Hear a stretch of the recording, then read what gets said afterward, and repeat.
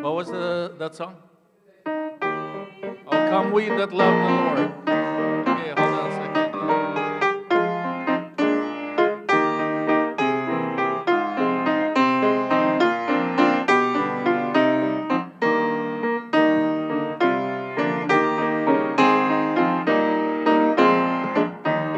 Is that the title?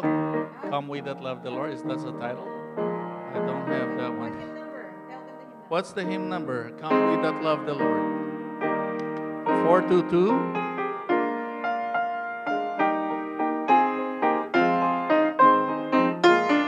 Oh, Marching to Zion. That's the title. Okay, 422. Marching to Zion. Come we that love the Lord, and let our joys be known. Join in a song with sweet accord. Join in a song with sweet accord. And thus around the throne, and thus around the throne, we're marching to Zion. Beautiful, beautiful Zion. We're marching upward to Zion, the beautiful city of God. Let those refuse to sing who never knew our God, but children of the heavenly King, but children of the heavenly King, may speak their joys abroad, may speak their joys abroad. We're marching to Zion, beautiful, beautiful Zion. We're marching upward to Zion, the beautiful city of God. One more stanza.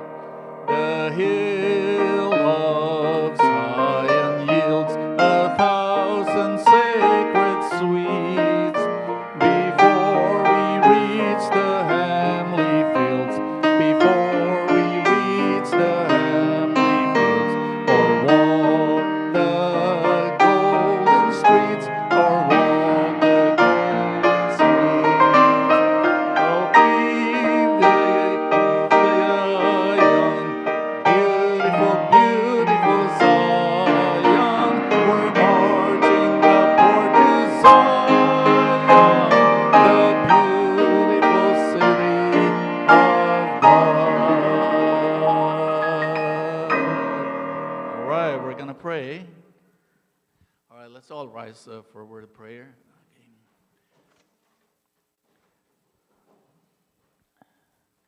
Dear Heavenly Father, thank you again, Lord, for this privilege that we can be in your house to worship you and to talk about your great love to each one of us. Thank you for the lives that you're still lending us. Help us to use it to the max of your glory. We ask, Lord, that you'll be with us this afternoon and may continue to be with Sister Lynn as she shares with us some of the good things that she has found out regarding health, so we can all be healthy. And Lord, as we prepare our hearts, may everything that we do, everything that we say, honor you. Thank you for hearing our prayers in Jesus' holy name. Amen.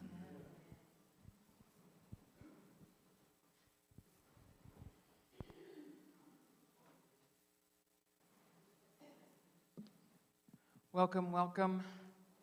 So glad to see you guys all could stay awake for a few more minutes. I know for me, as soon as I eat, it's calling me, the sweet sleep. So we're going to begin as we have started. This message is really important because 6 out of 10 people right now in the world are living with a chronic illness.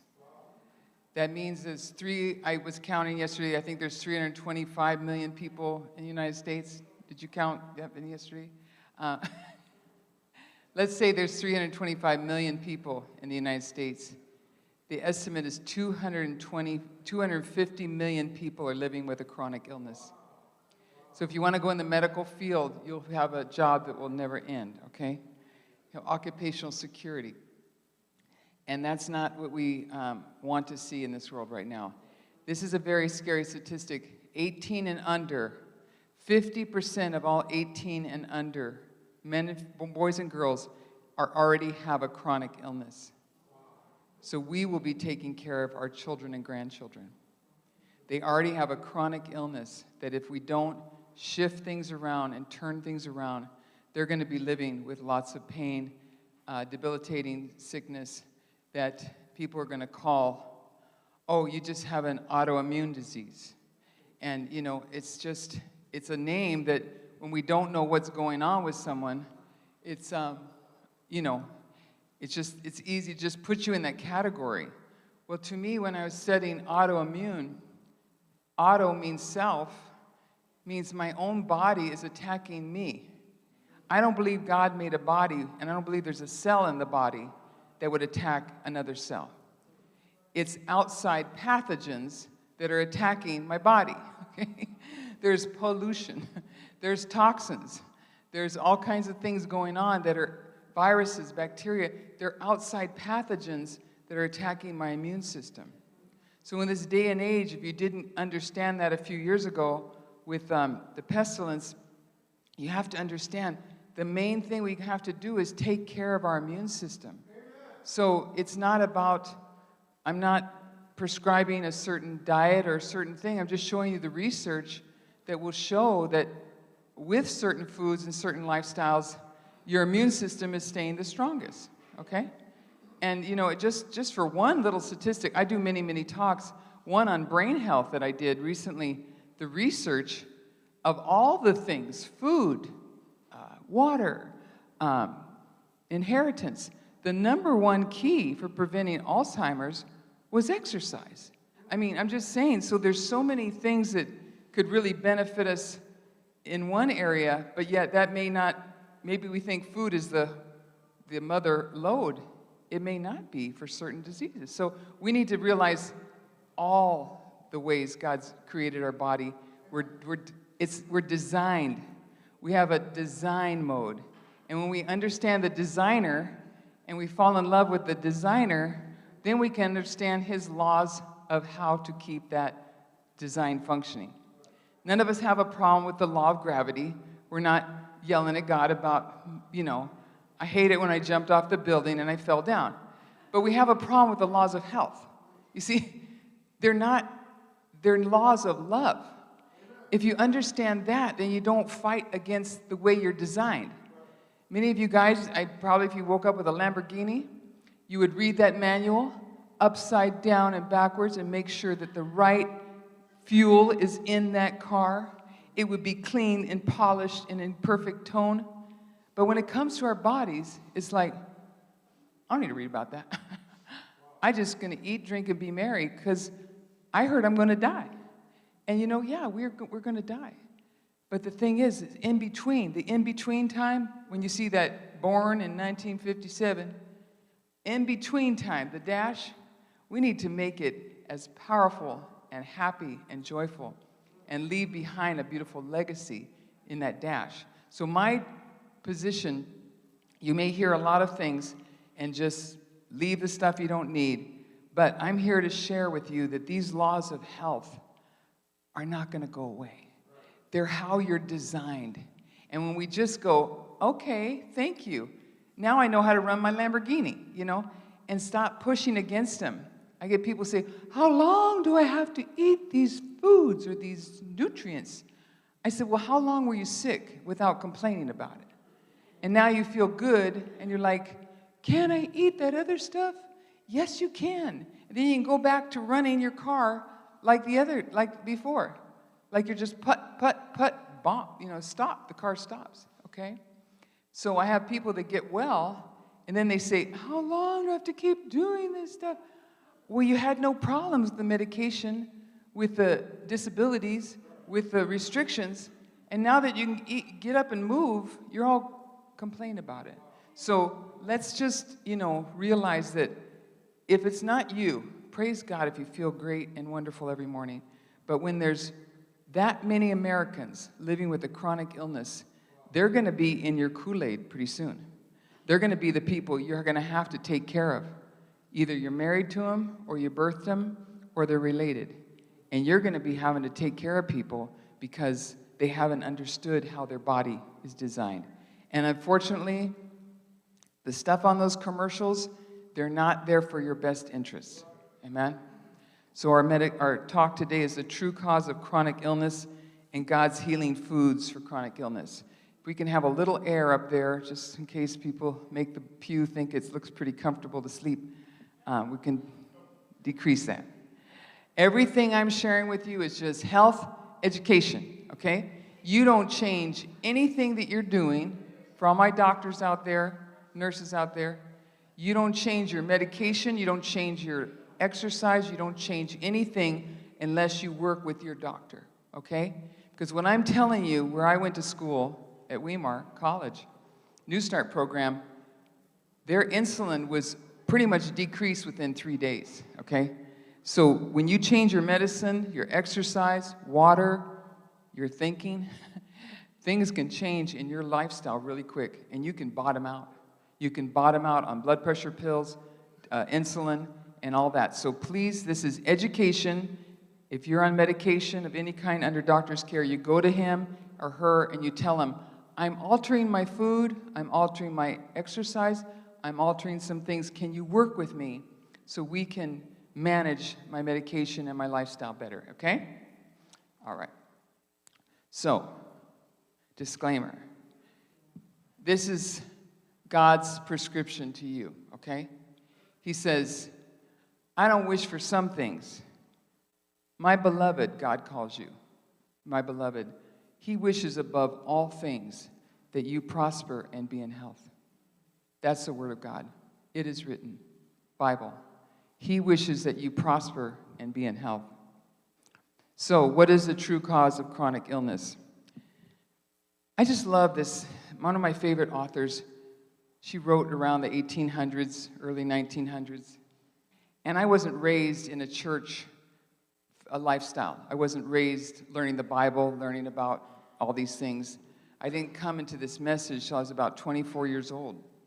And when I read this stuff, after having my stomach pumped like 11 times, we used to chase the pigs in Hawaii, you know. It was like a trophy wife. If you catch the pig and put him on top of your Suburban, drive down the mountain and show everybody you got the pig, the pua'a. Mike's from Hawaii. You had this big pig. You drove around your Suburban showing off the pig.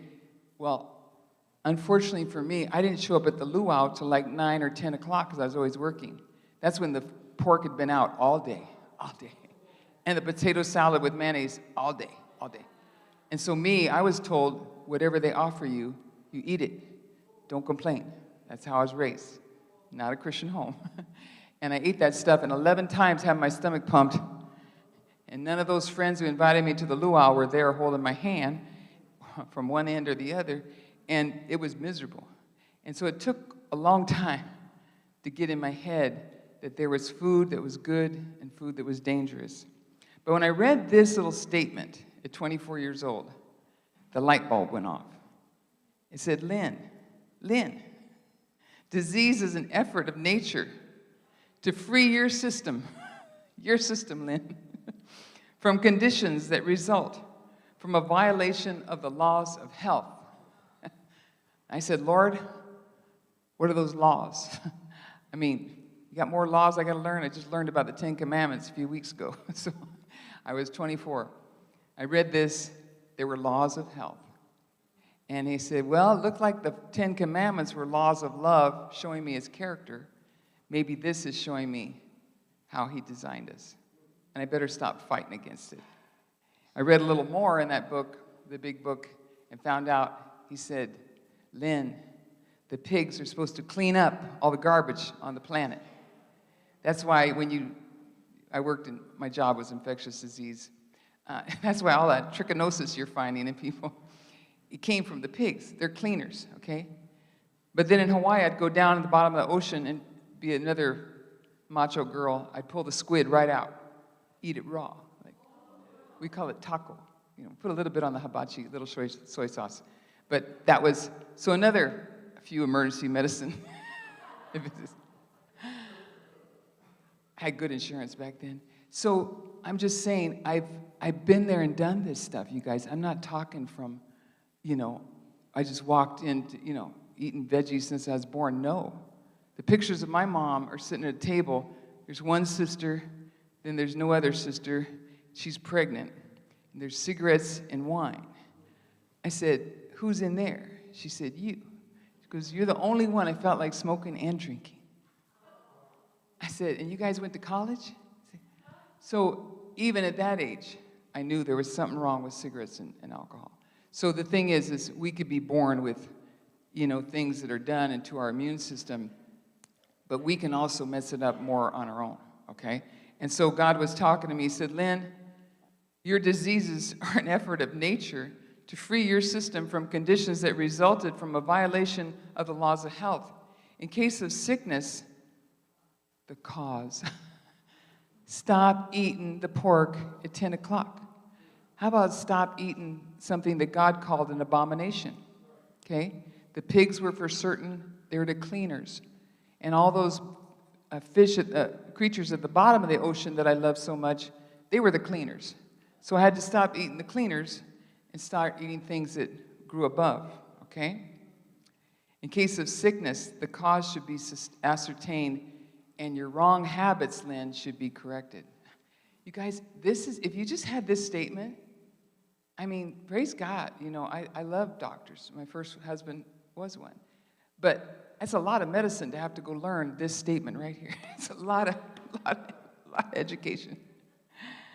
Then nature is to be assisted in her effort to expel impurities and to reestablish right conditions in the system. Whew, my friends, that statement alone can save you thousands of dollars, okay? Which I needed to know sooner.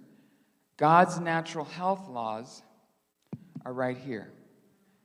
I went to school about 40-something years ago at a school thinking I was going to learn the Bible because I didn't know, you know, who was on first, Adam, Noah, like, you know. I went to all these fancy colleges. They told me, Lynn, you need a Christian education. Okay, I became a Christian in an Adventist church in Hawaii. You need a Christian education. I said, what's that? He says, you go to one of our schools. So I went to all those nice fancy schools. The kids were driving Mercedes, looked really smart. And I said, I don't know, you know, how many kings were there in Judah? I mean, I didn't know anything about that. And I figured these kids knew everything. So I said, I'm just not that. I'm going to go back to Hawaii and figure this out. And they said, Lynn, you can earn your education to go to school.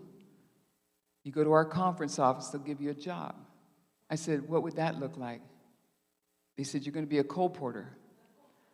I said, well, I worked at the airports many times. I worked in hotels. I've been portering people around in the hotel industry a long time. They said, no, coal porter means you're going to take Christian books door to door and sell them, and the money's going to go to your school. I said, look at me. In Hawaii, if you look like me, you could be hurt. You know, like eggs and papayas and mangoes, they just like, zam, you know. I said, do I get a bodyguard? They said, no. You just go by God's grace. He's going to help you. And he did. He did. But that's how I started out. And then when I'm waiting to figure out what school I'm going to go to, this girl came from Sabbath school, and she had an Australian accent. She said, hello, I just came from this lovely school, but they won't let married couples come there. And it's up in the hills of Sacramento. It's called Weimar College, and they have a New Start program. I said, that college was not given to me to go check out. I went to Southern College, King College, PUC College, La Sierra College, Loma Linda College. Those colleges had required a lot of money, and you had to have a nice car to drive around over there. So I said, no. What college is this? Weimar College. Weimar College? German? No, it's just Weimar. And so I went there, and I hope my PowerPoints aren't going out on you. And I went up there, and I called them. They said, it's cash only. You heard of cash? No loans. okay? And you pay ahead, not after. And we're starting on this day. You need to write a letter why God is telling you to come to this college. I said, because I don't know anything about the Bible. I just want to study the Bible for 3 months. I got enough money selling books. 3 months. Let me get in there. They said, no, you have to have a year's tuition. So I kept colporteuring, got the money, went up there, and they said, you know, besides Bible classes, we think you should take health science classes. I said, and what am I going to do with that? They said, well, then after that, no one's going to hire you anyway, but then you're going to have to go take medicine or nursing or something else because we're not accredited. Nobody believes we have any value. We're called self-supporting. I didn't know any of those words. I'm only 1 year into this church, right? And I said, well, let's just start in the beginning, and let me just learn about the Bible. Let me learn about Jesus. And every class in there, they prayed before you got started, they prayed after, and they taught me about Jesus. My class books were The Desire of Ages. One of my science classes was Ministry of Healing.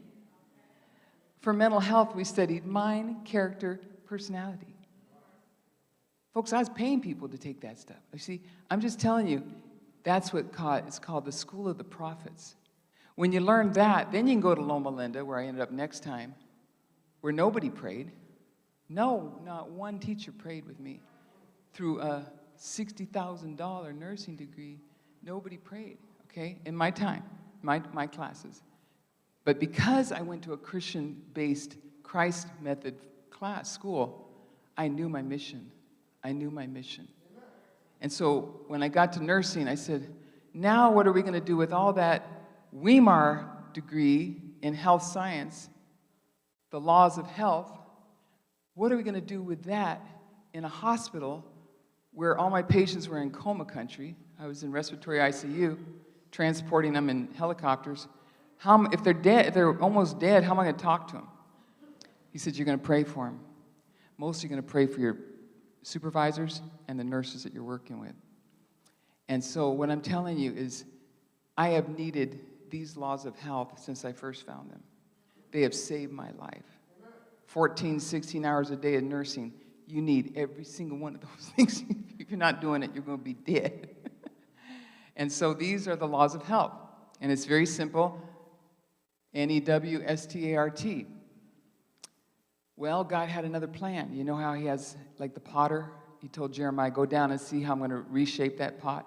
So I thought I'm just going to be at Loma Linda, be around all these scholars, and go to a different Adventist church every Sabbath and learn this degree, that degree, lots of degrees, good potlucks. I'm going to just have the time of my life.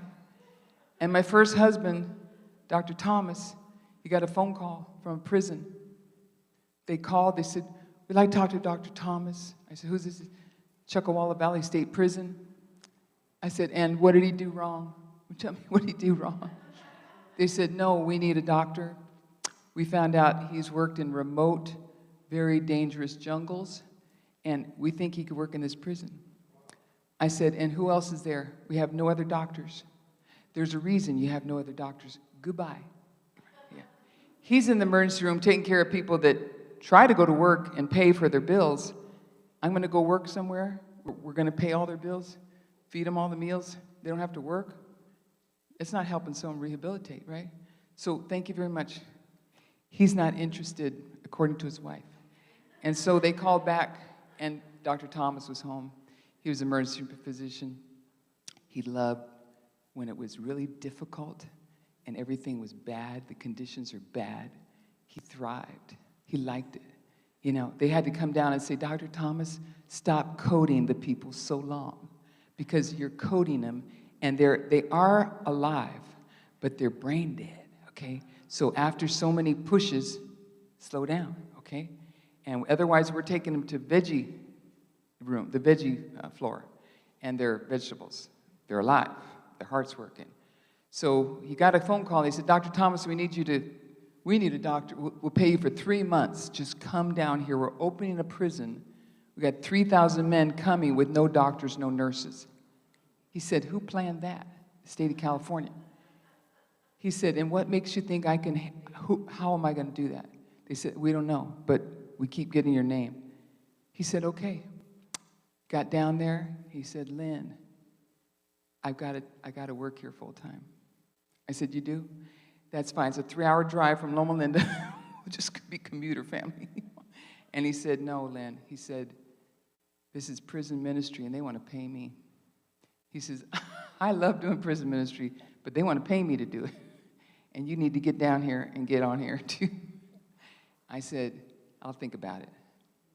Poor Dr. Thomas. We were recently married, and he had to commute quite a bit for a little while there. Till God said, Lynn, I knew it took a long time for you to get married, but when you're married, you're supposed to live with the man. I said, well, I know. I'm looking for a job from him at a prison closer to Loma Linda. There's some over there, too. And he said, no, you're supposed to live where he goes, like Ruth and Naomi. I said, okay. So I went and applied for a job called public health. Didn't know what I was getting into, a whole other language. You know, they didn't teach that language at Weimar, or pretty much at nursing school either.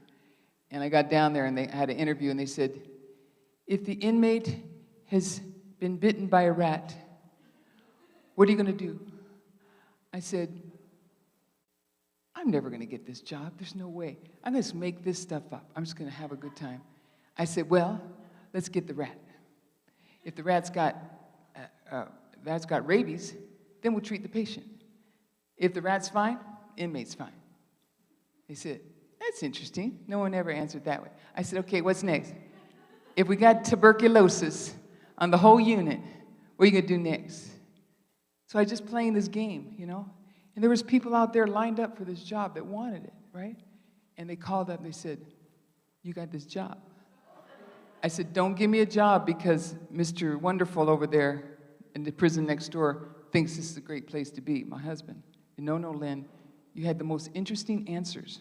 We think that you would make a good person because you've got to be very creative in prison. So I got hired, no computers, 7,000 men. I didn't know where they were. I didn't know who had what disease. So long story short, I needed to teach those men that if I'm going to walk around that prison all day and they're spitting everywhere and doing all kind of stuff, sharing needles, having sex with each other, passing HIV around, TB around, if they knew this, me and them could get along for a while, okay? Because I got to live there and they got to live there. And so I taught this to inmates. On the side, my paid job was public health, infectious disease. After work, around 2, 3 o'clock, I'd go into the dorms. I'd say, how many people want to learn how their body works? Let me teach you about physiology. Let me teach you what happens with your liver, your kidneys, and everything. And then I'll teach you about all the diseases you have in here. And then after that, if you want to teach the other inmates, I'll start a program where you tell if you have AIDS, you go tell the guy with AIDS how to stay well. Looking at me with saying, you need to eat vegetables, and you need to walk, and you need to stop putting your blood on other people, they don't care. But if the guy with AIDS is telling you how to stay well, and he looks healthy, and he's doing well, you're going to listen. So I started what's called inmate peer education, based on the laws of health. You folks, this is the message for the last days. If our kids know that, they can go to college and make it through the first year as a freshman and not have mononucleosis 8 times, COVID 8 times. The first year of college is like, woohoo, okay? Adventist colleges have just as much alcohol and drugs in those dorms as anyone else. I've been with those kids. I've seen them going. I helped put them in rehabs, okay? So we need these laws of health.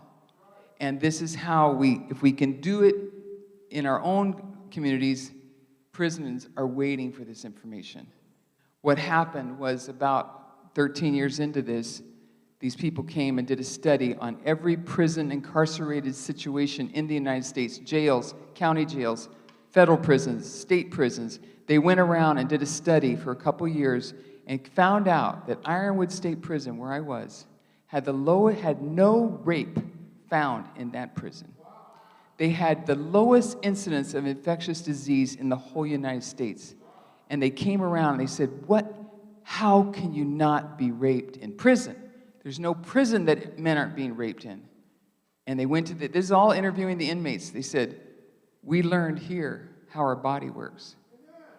We found out we're intelligently designed. These are their words. I never brought up God, ever. We found out that we're not to touch other people. We're not supposed to be putting our hands on other men. And then we found out how to live with these diseases with water, exercise, making better choices. And therefore, this teaching inmates program is what has turned this prison around. So the warden said, you know what, we don't know really what they're doing, because she does this like secret society over there. She's in there doing this stuff on her own. Her poor husband pays for everything, but had to buy the DVD players, had to buy the videos.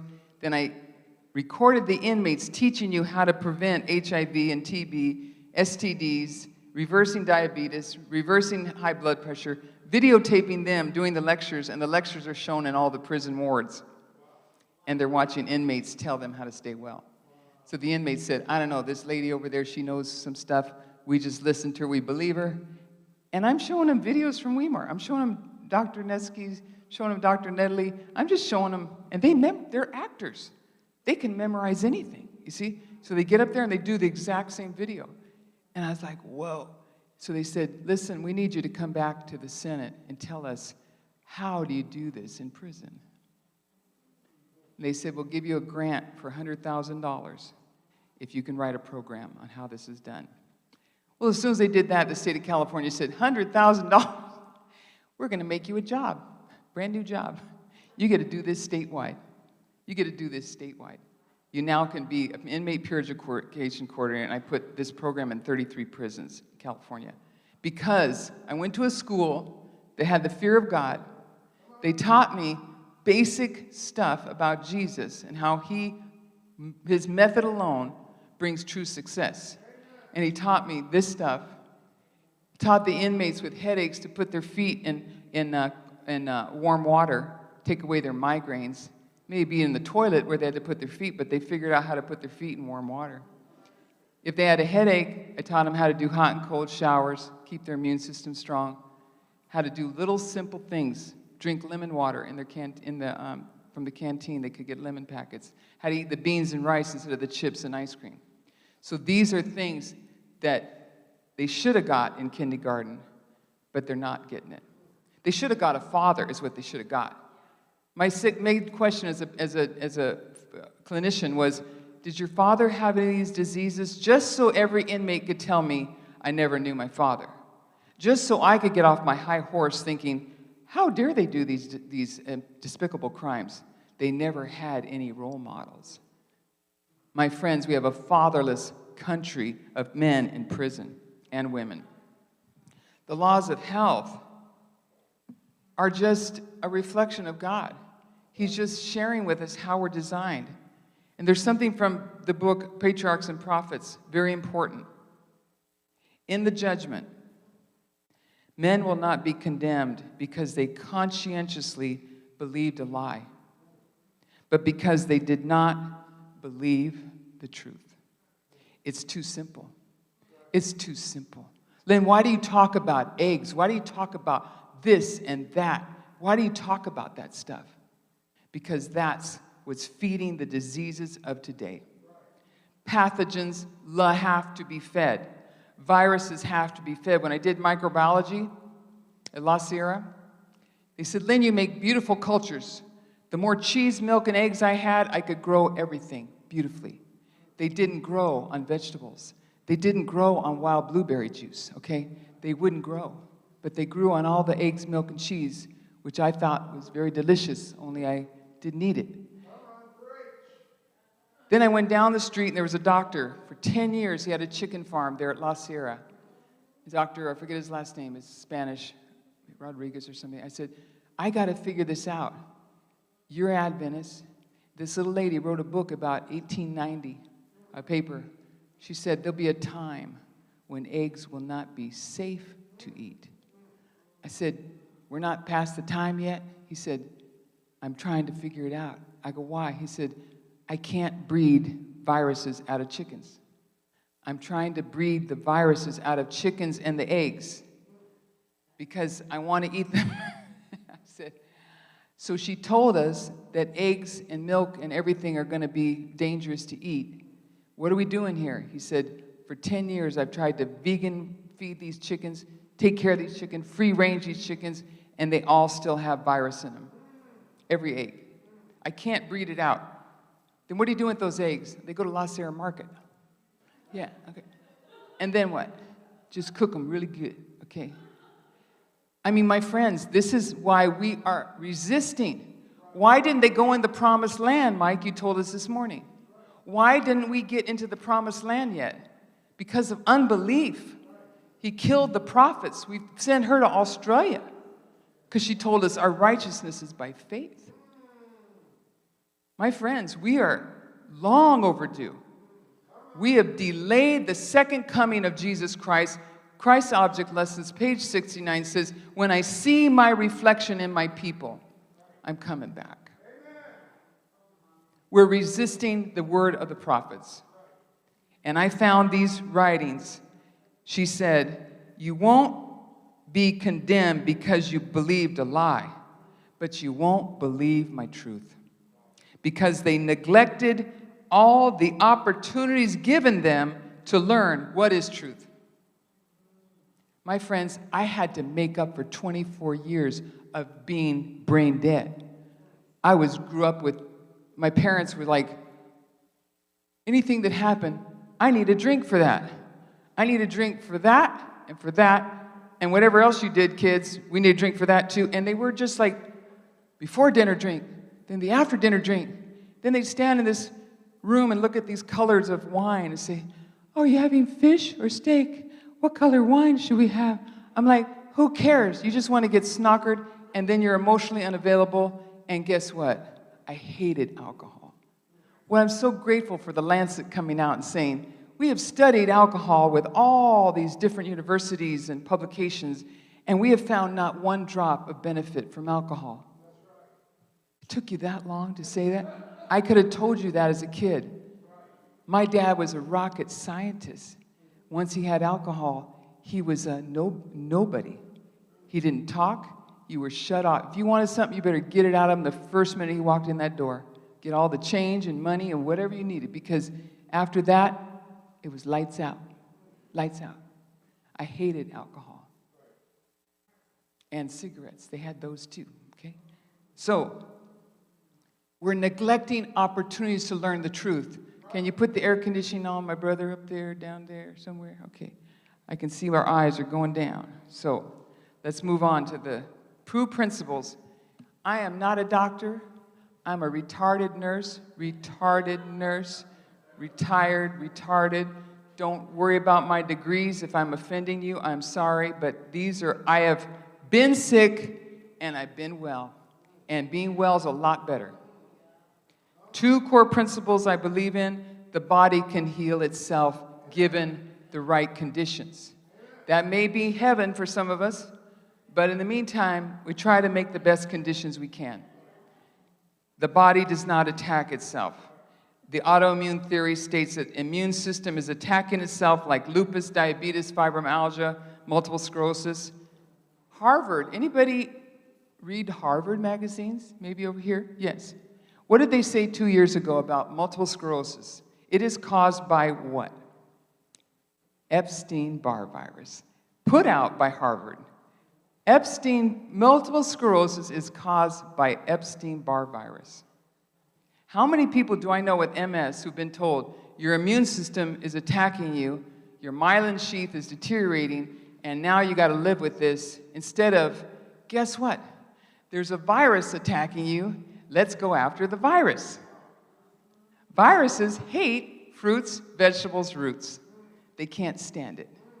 They love milk, cheese, eggs, high protein, high fat. There's the answer, my friends. There's the answer. We have a viral epidemic right now. Viral epidemic. Chronic disease is everywhere. Here's what the pathogens that you are fighting. It's not your immune system attacking you. Here's what's attacking you. Toxins. Thousands of toxins. 80,000 new chemicals are made every year. 80,000 new chemicals are being made and manufactured every year. Do you get a notice about all those chemicals? Some of you may get those notices. Pesticides, millions of pesticides out there. Radiation toxicity. When you fly in an airplane, when you're in an airplane, are you getting radiation toxicity? Tons of it, okay? When you're at 30,000 feet, who's wearing the radiology badge in the airplane? Is the stewards and the guys who are first class? Did you get a radiation badge when you're in first class? Yeah, I didn't either, okay, but I don't usually get in first class.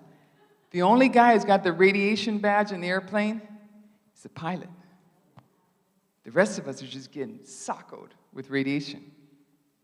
My friend puts the does the radiation in Hilo Airport. He puts all the radiation scanners for the airports in Hawaii.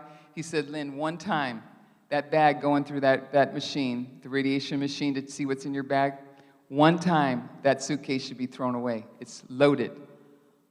No, it's sitting right next to my bed, waiting for the next trip. We're on the road every weekend, okay? I can't buy a new suitcase every week, okay? We're exposed to radiation, heavy metals, mercury, aluminum, cadmium, lead, copper, tons of heavy metals. Come listen to my talk on the brain, heavy metals right here. Frontal lobe, Parkinson's, bipolar, schizophrenia, heavy metals in the frontal lobe that are causing the brain to misfire. Chronic stress, viruses. That's what's attacking our body. And I call them the unforgiving four, okay? Viruses, cytomegaloviruses. Shingles has over 30 strains of shingles. Shingles doesn't have to be rashing. Shingles is non-rashing. Shingles can be sciatica. Shingles could be frozen shoulder. Shingles can be TMJ. Shingles can be in your knees. You can have that virus, and every person I find out with all those problems, they go, yeah, I've had shingles before. It's not in my hips. It's not in my back. It's not in my knees. No, it's a virus. There's 30 strains, over 30 strains. Epstein-Barr virus has over 60 strains. It's just not mono and goes away. Epstein-Barr virus has 5 stages.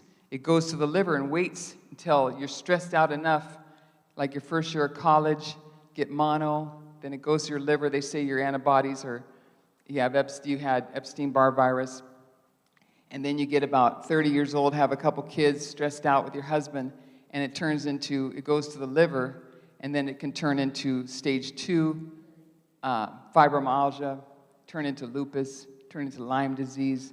Hashimoto's thyroiditis is Epstein-Barr virus. All my research isn't from the U.S., my friends. It's from people who are getting people well in clinics in Europe. And guess what they call cancer in Europe? Virus. We stayed at a home in Australia. These people put us up to do, we were on 3ABN Australia in Avondale. They put us up in their home. I saw her, and she was pouring a cup of coffee, and she goes, Lynn, I just came back from Germany for cancer. It was probably $40,000 for maybe a month. I said, wow, what'd they do? She goes, they say it's a virus. They gave me all these IVs. I had to drink celery juice every day. I've been talking about this for years. I said, oh, really? They said, yes, we were on juicing, none of this, none of that. Did they have coffee there? She goes, no. You spent your husband $60,000 on a cancer clinic? You're coming home and drinking coffee? No. She had a juicer. She had the Norton's juicer. It's like a $1,000 juicer sitting there. I said, get me celery. I'll juice for you. For 10 days I was there. She said everything. They said it's a virus, and they treat it with food and IVs, vitamin C, and so on and so forth. And she was cleared of her at that time, she was cleared. There's other countries where we are understanding that cancer and chronic illness can be manifested through the toxins, the poisons, the chemicals, and viruses and bacteria.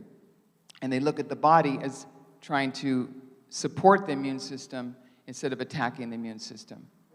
And so that's why I say, if you're having a health problem, you got to go to your doctor and work with them, because whatever you're on and whatever you're taking, if you change it and stop it, you could die. Seriously, you can't do that, okay? You have to work with them. But again, we are in a toxic bomb shelter. If you ever want to scare yourself, go onto a website called Moms Across America. Every week they have a phone call of how much pesticides and toxins are in our homes, our children's food. They did a study of throughout America of all the children's school lunch programs. Every single food that is fed to our children in public schools, public school feeding programs, every single food was full of glyphosate. Every single one. The pizza had the most glyphosate, besides other toxins. The fruit salads, the regular salads, all of them had sprayed glyphosates in them. And so we have to know, if our kids are going to school and getting all their food from the public school, from kindergarten up to high school, by the time they get there, they're going to have so many pesticides in their brains, causing them confusion, causing chronic illness. And we have to understand mercury. I mean, who told us to go get mercury?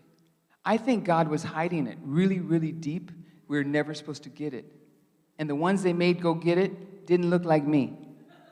They looked like my husband, only darker, okay? They made those people go down in those mercury mines.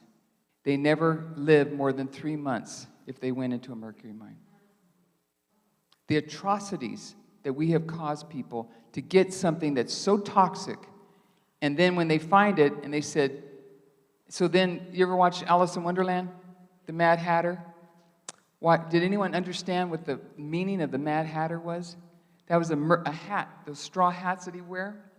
They dip them in mercury to preserve the beauty of those beautiful Panama hats. They dip them in mercury. And the men who dipped them in mercury never lived more than 3 years working around mercury. Dentists have the highest rate of suicide years ago. That mercury flying into your brain all day long. So I think we were not supposed to find it. Once we found out it may be, back in the day it was called quicksilver.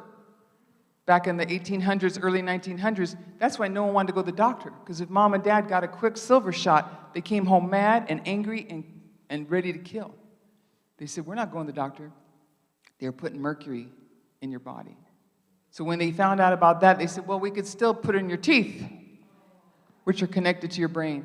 So I'm just telling you, then they couldn't do it for theirs, so they said, we could use it as a preservative for all our medications, all our vaccines.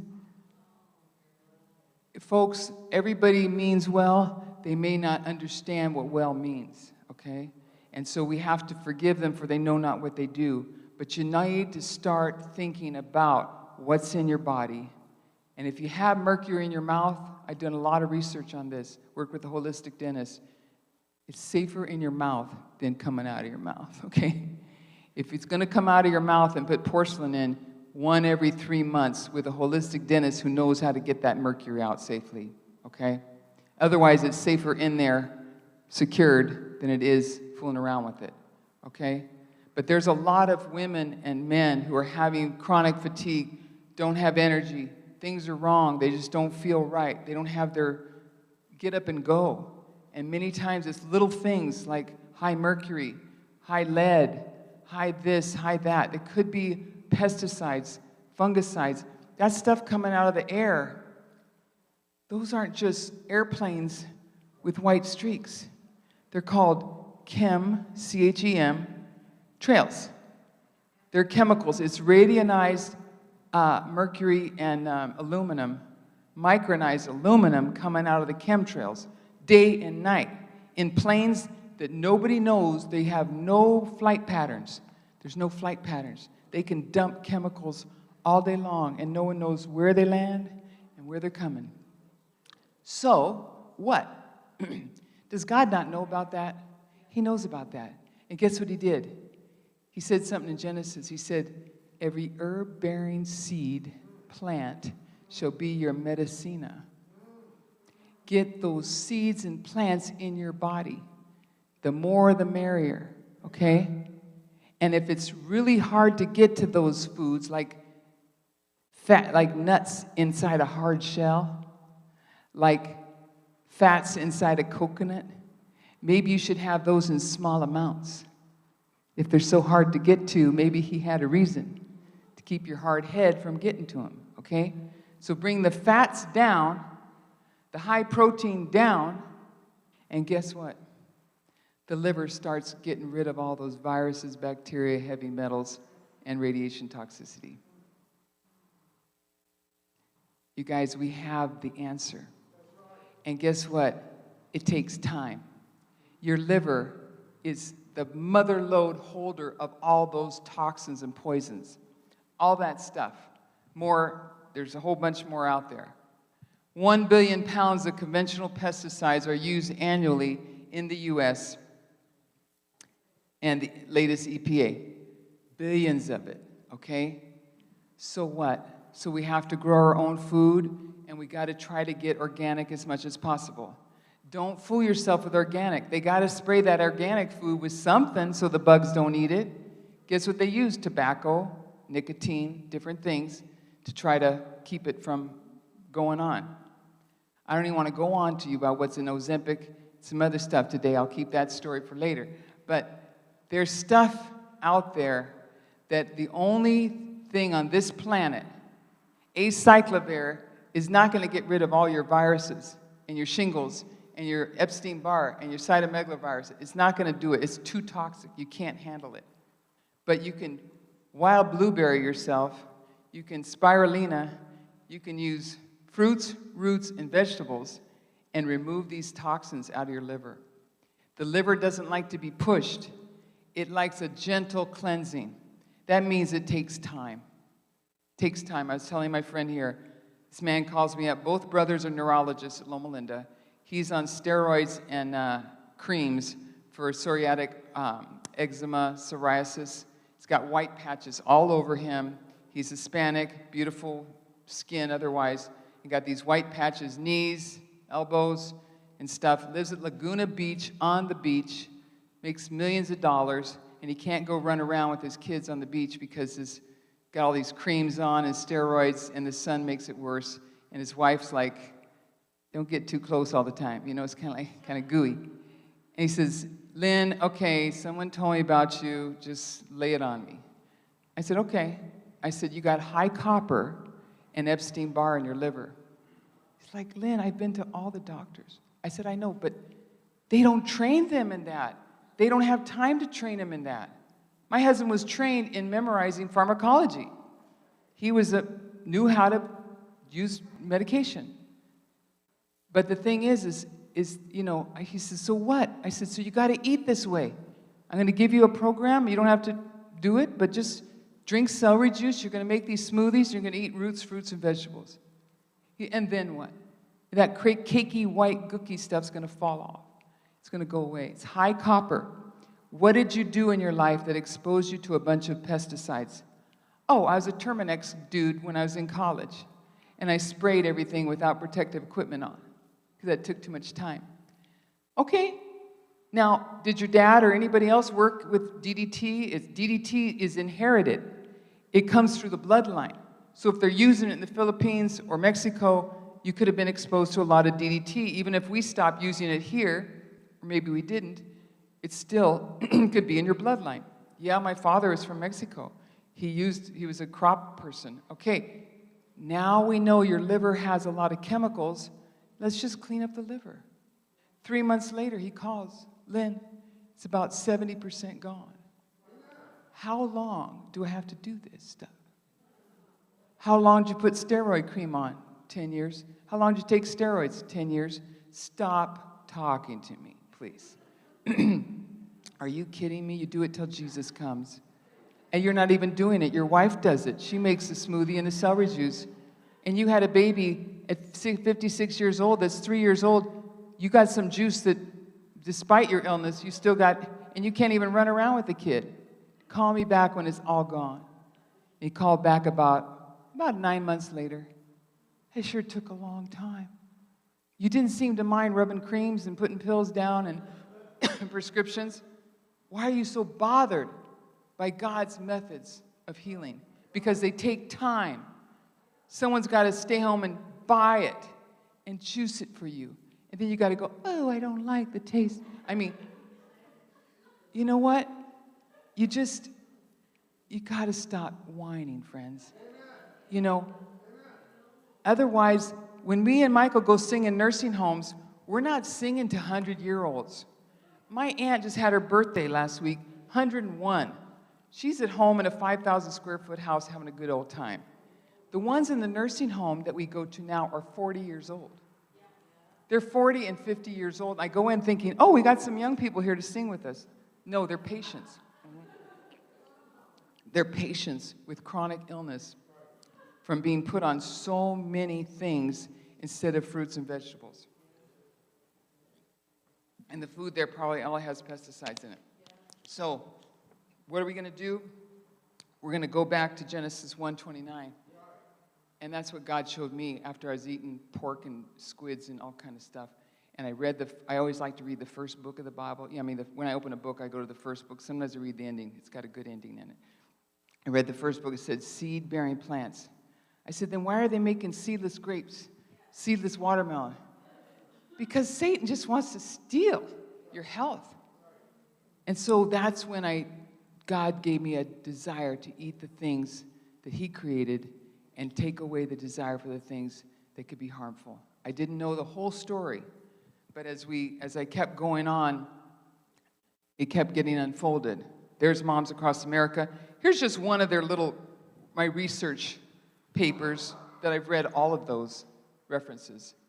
All the poisons, chemicals, all the different diseases that they're finding in people that have that.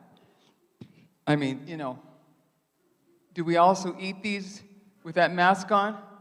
Some people still do. They're still driving out there. The car windows are rolled up with this mask on, okay? When I did infectious disease, I heard that fresh air was full of electricity that zapped the viruses. Air killed the viruses, and we were told, put the mask on, okay? So that won't go farther. That better stop. They may take me off of LubeTube or Facebook or something like that. Okay, so here we go. Quickly, Epstein-Barr virus, mononucleosis, HHV6. How many doctors are trained in HHV6? Had a friend of mine teaches a doctorate in nutrition in Florida, married to a very famous Adventist, and he said, my wife's about to go on dialysis. I said, wait. She's diabetic. Okay, wait. Her kidneys are failing. Wait.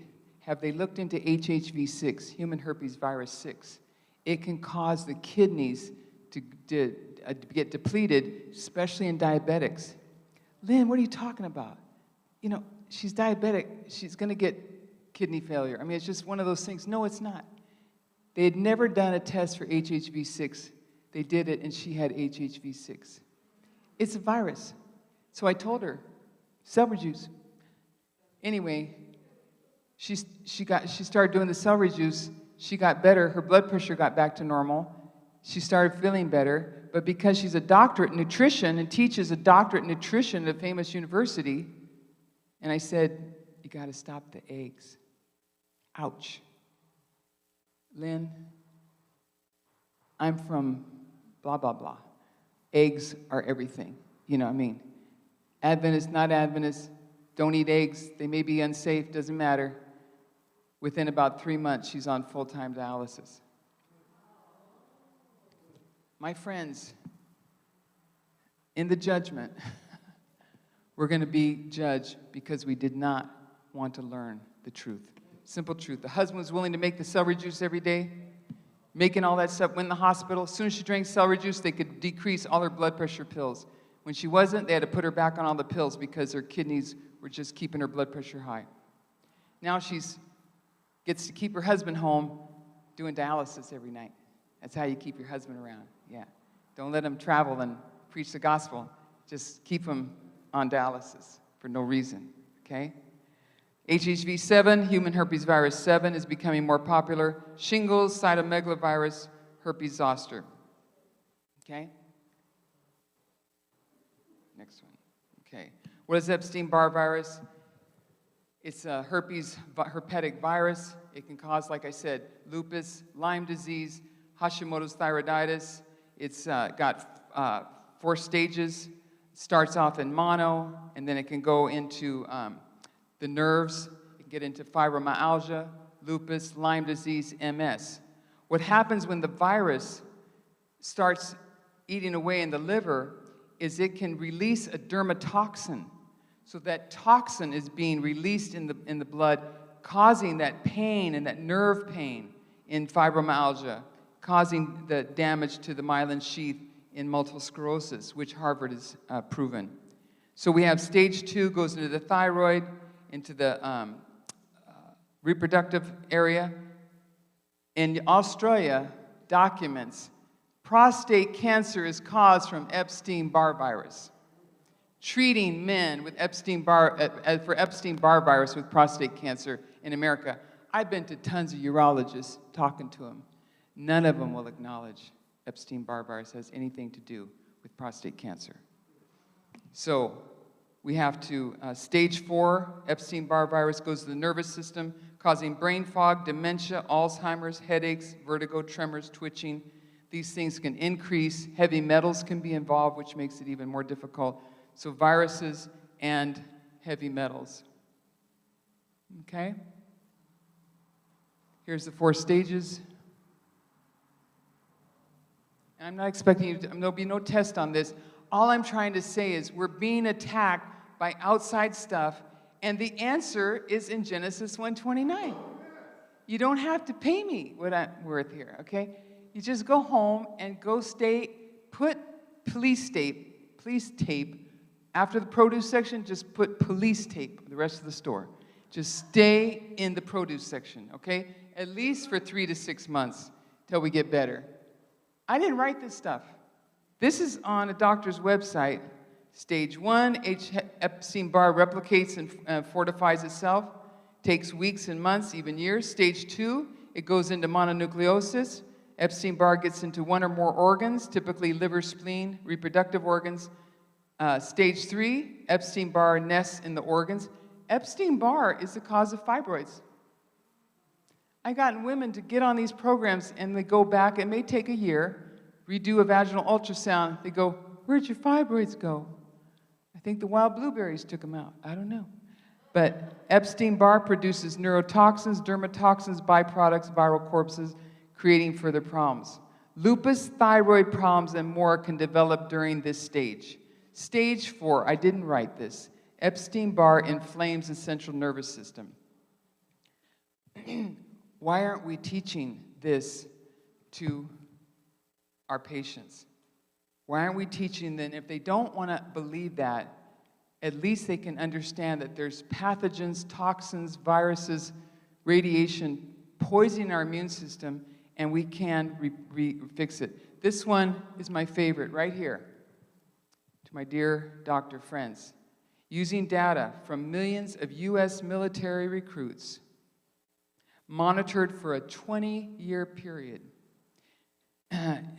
determined that Epstein-Barr virus infection greatly increased the risk of subsequent multiple sclerosis and that it preceded the development of disease, supporting its potential role in the pathogenesis of MS.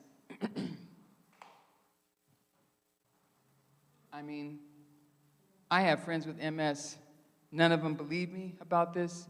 Their doctors don't talk about this. And this is written in multiple medical journals now.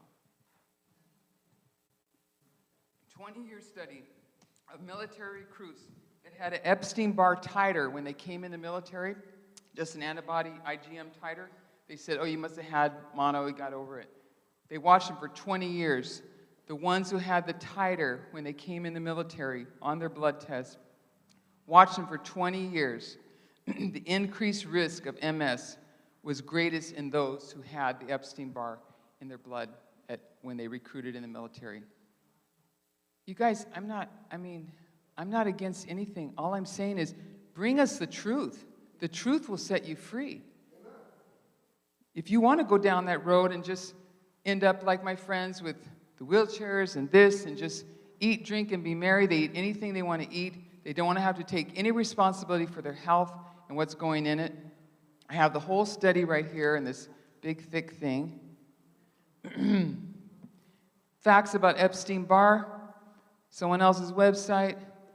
Epstein-Barr virus is linked to 7 major diseases: type 1 diabetes, celiac disease. Type 1 is a virus in the liver that wears the pancreas out. I had a doctor and the head of cardiology at Loma Linda, 50, 60 years old, whatever he was then. Lynn, I'm type 1. I got a virus in my pancreas. I have no more insulin. I don't make insulin. I have to be on insulin now. At 50, 60 years old as a doctor. It's a virus, and that can happen more and more. COVID has done that to many people. Now they're type 1 diabetics. All kind of viruses can go to your pancreas and wipe out your ability to make insulin. So this is not something to be shocked at. Here's some more articles. I just pasted them all together. This lady says, one says, could Epstein-Barr virus be making you sick and tired? Sore throat, swollen lymph nodes, stomach pain, fever, colds, loss of appetite, nausea. These simple things could be the underlying cause is Epstein-Barr. I'm just going to keep moving here, but here's another website. Epstein-Barr causes eczema, CFS, Hashimoto's, psoriasis, Lyme disease, tinnitus, fibromyalgia, lupus, eye floaters, vertigo, dizziness. How many people after COVID have not come around and said, I got tinnitus now, I'm dizzy, I got Meniere's? And oh, it's these little crystals in your ears. It's not crystals in your ears, it's a virus, okay? You just get this food in your bloodstream, pray to God, and God can clean it up, okay? All right. Last doctor one I think here is, here's the blood test. You can go to your doctor and get these tests done. But here we go. All right. Here we go. Vibrating in our ears. This is not me. 60 varieties of Epstein-Barr that burrows in the labyrinth of the inner ear. Inflammation and swelling. They know this. But there's no money to be made by telling you to eat fruits and vegetables. When I went to Weimar College, no one would pay me at all as a health science major. What are you going to do? Walk around with my patients in Whole Foods and show them what a piece of lettuce looks like? I can't pay you for that, Lynn. I just can't. I went to Dr. McDougall. I went to all those doctors talking about health. Can you pay me? I'll educate your patients for you. They said, Lynn, it's just too much. You got to just take them on field trips in the grocery store all day. It's like, I can't pay you for that. And so I had to go to Loma Linda, get all that information brain downloaded, so God could finally put me in a place where I could put His message into inmates, because the churches weren't coming. Nobody wanted to hear it in my little circle of doctor friends with my husband. No. They were all dying of good, happy heart disease, diabetes, and everything else after going to school at Loma Linda, okay? So, the power of fruits and vegetables. Just a few quotes. I won't keep you, in prison here too long. But it says, counsels on foods. We are built from the food we eat. I didn't write this stuff. I'm a latecomer, friends. We're in 2024. I was at Weimar 40-something years ago. We're still not teaching this message. Our bodies are built from the food we eat. There's a constant breaking down of the tissues. Every movement of every organ involves waste, and this waste is repaired from our food. I didn't write it. I just didn't write it. Number 2, choose the best foods. In order to know what are the best foods, we must study God's original plan for man. It's just... Sorry, it's dry. Grains, fruits, nuts, vegetables should constitute our diet. So, appetite's not a safe guide. Really? Those foods should be chosen that best supply the elements needed for building up the body. It goes on and on, okay? You can do this for fun on Sabbath. Return to the wholesome diet, blah, blah, blah. The course of those who are awaiting Christ's coming. Anybody here want out? Anybody here want to get out of this place with some people that you really love and care about? The course of those awaiting Christ's coming. Among those who are waiting for the coming of the Lord, meat eating will eventually be done away with. Flesh will cease to form a part of our diet. Friends, I'm sorry, but this is God's plan. So, let's go into the foods. All right. I didn't write this either. Okay? It says, you must not eat eggs or milk or cream. You must use no butter in preparation of food. My friends, you know, we passed the time. That was the 1800s, okay?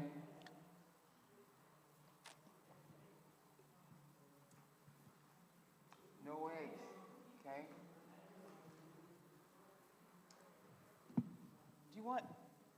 Excuse me, I like that term. Did you ever wonder why did God have her write that down? Why would he have her write down, eggs won't be safe to eat in 1890? What was going on in 1890? Why didn't he wait till 2024? Because in 1890, the evil medical research was trying to decrease the population. And they started studying viruses. And if they put the viruses out in the food chain, we could cause people to slow down, maybe not reproduce.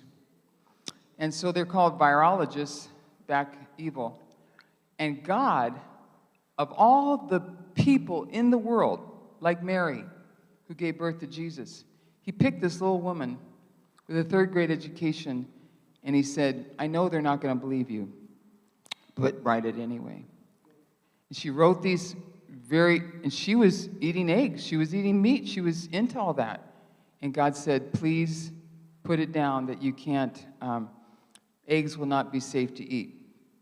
And she probably went, they're going to throw eggs at me. I mean, just why? That was the late 1800s. So they were procuring Epstein-Barr virus in the eggs, put it in the food chain. 50 years later, 1950, 1945, who's coming in the doctor now after menopause for the first time in world's history? Women in menopause should have been the happiest women in the planet, right? Shouldn't we, ladies, be the happiest? They were all coming in around 45 to 1950, 1964 with, I don't know what's wrong with me, but I feel terrible. I feel bad. I have no energy. These kids are driving me crazy. And the doctor said, it's hormones. We're going to take this pregnant horse urine and have you take pregnant horse urine hormones because your hormones are low because you're past menopause. Well, no one has ever done that in history. The women were just fine during menopause. And so he said, no, you're going to take these hormones, and then if that doesn't work, Xanax and Valium, tranquilizers, will help also. And in the meantime, drink coffee and clean that house and stop whining and complaining and take care of your husband and shut up. My mother's cupboards were loaded with horse urine and Valium and Xanax, okay? Loaded. Anything to calm her down. They didn't know about Ritalin yet because all of us probably would have been on it. But they just told us, stay outside till it's dark, then you can come inside. They couldn't handle kids that had energy. You know, they just wanted you to be quiet, shut up. And so my mother was on all those things. 1964, a Dr. Epstein and a Dr. Barr discovered that in the food chain of eggs, there was a virus that was everywhere. It was in every egg, every chicken. And that this is what's causing all these women 50 years later to have these diseases, reproductive diseases, fibroids, MS starting, pain everywhere in their body. They didn't know what to call it. It's fibromyalgia now. Before you said, my legs hurt, my knees hurt. Oh, you're making it up. It's nerves. You have an overactive imagination. And so when they found out the horse urine hormones were causing cancer, they finally took those off. Now they give you bioidentical hormones, which act like a steroid. So Dr. Barr and Dr. Epstein disappeared. You ever heard of virologists disappearing? This guy in Wuhan, he had some information. He just disappeared. Just disappeared. So did Epstein and Barr. Shut up. Don't talk about viruses. We'll be out of business in medicine if we talk about viruses. Be quiet. It's autoimmune. Your body's attacking you. Go home and tell your body to be nice to you. My friends, it's an atrocity. And God said, I'm going to tell this little woman how to save my people. Tell them that there's certain foods that when the disease in animals becomes so high, it'll be unfit to eat their food. When the evil in man is so great, the disease in animals is going to go up. I want to protect you. I love you. I'm telling you in 1890 that the food chain is going to change, and it's not going to be safe. And now, my friends, it's even more unsafe, okay?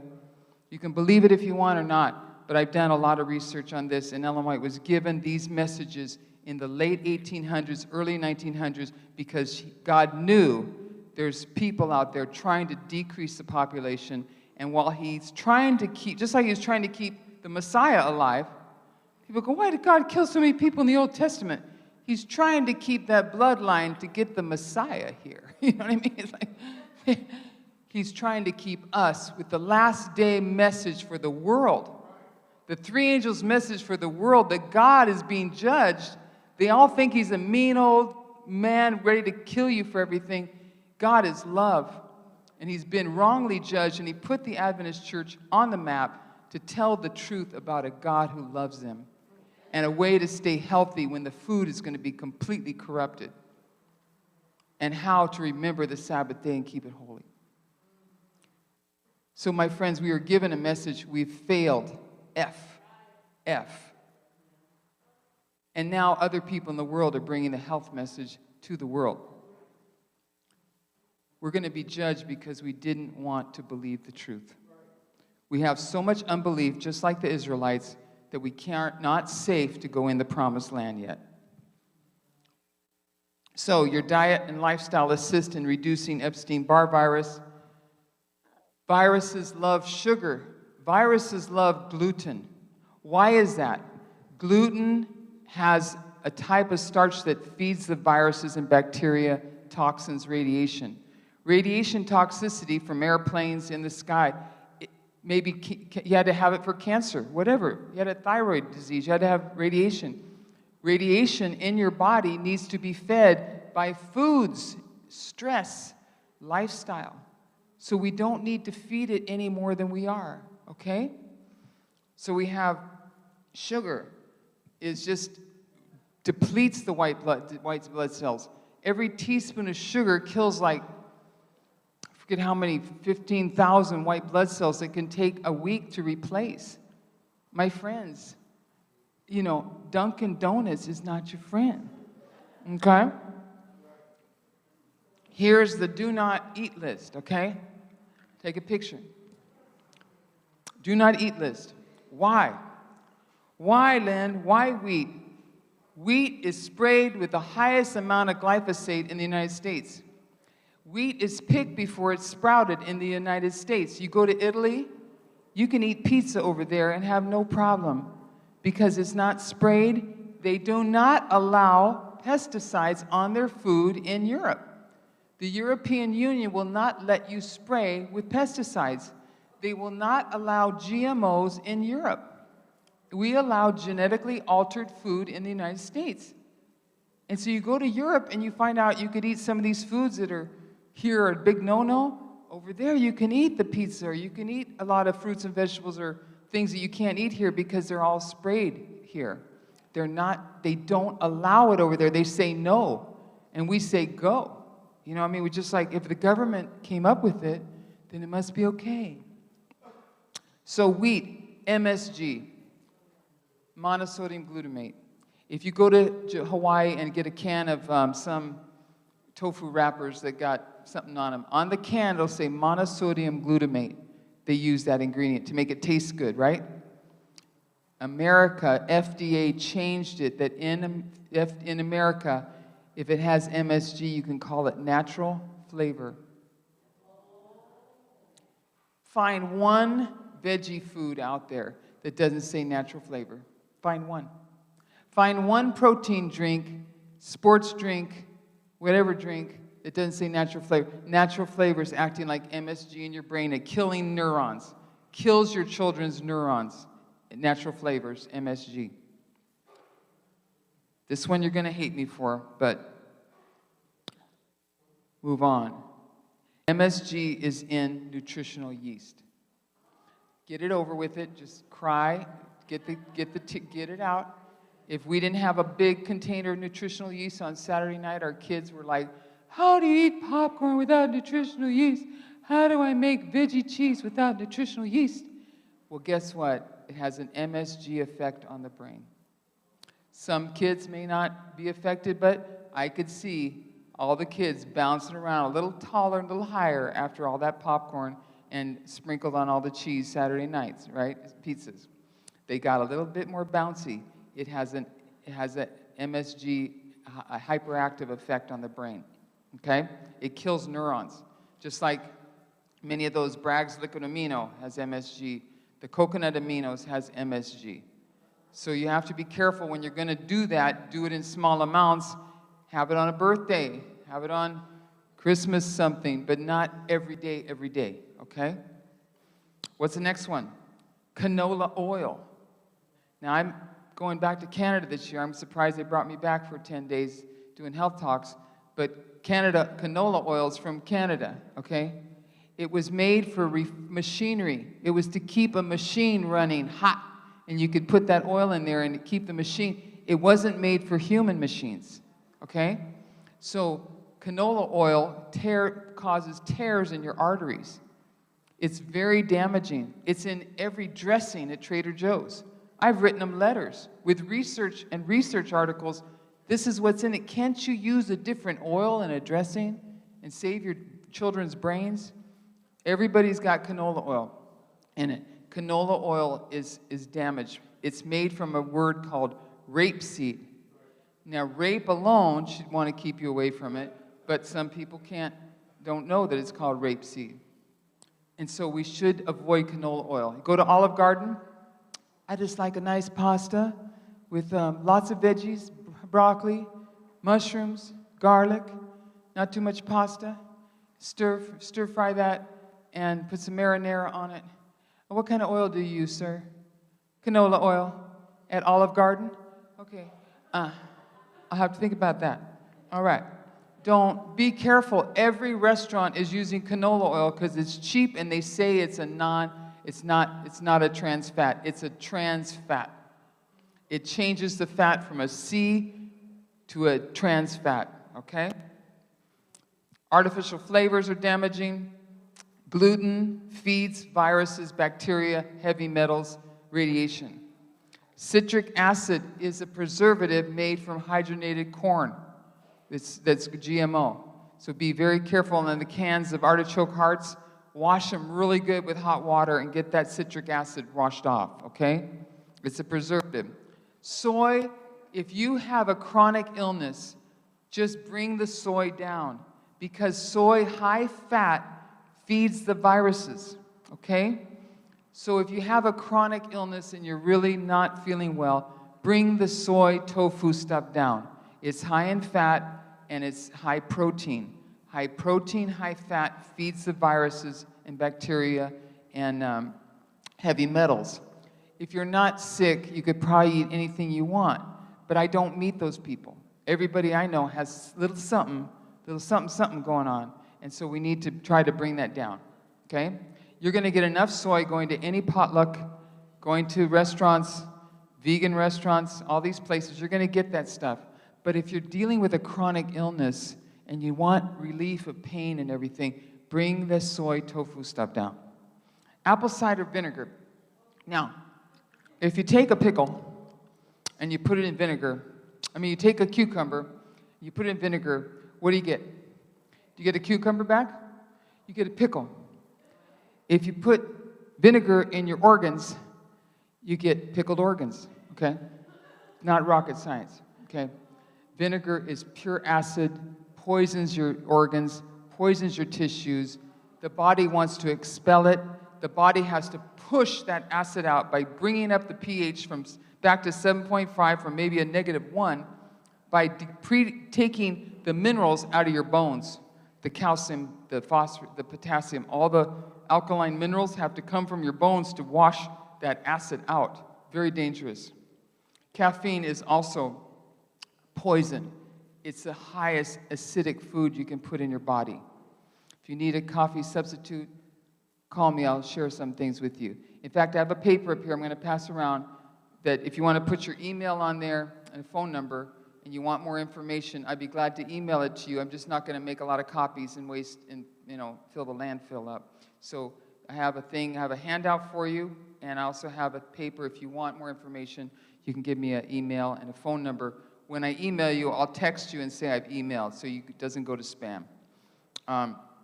So cider vinegar. What's wrong with alcohol? I told you everything, okay? Nothing's good about it.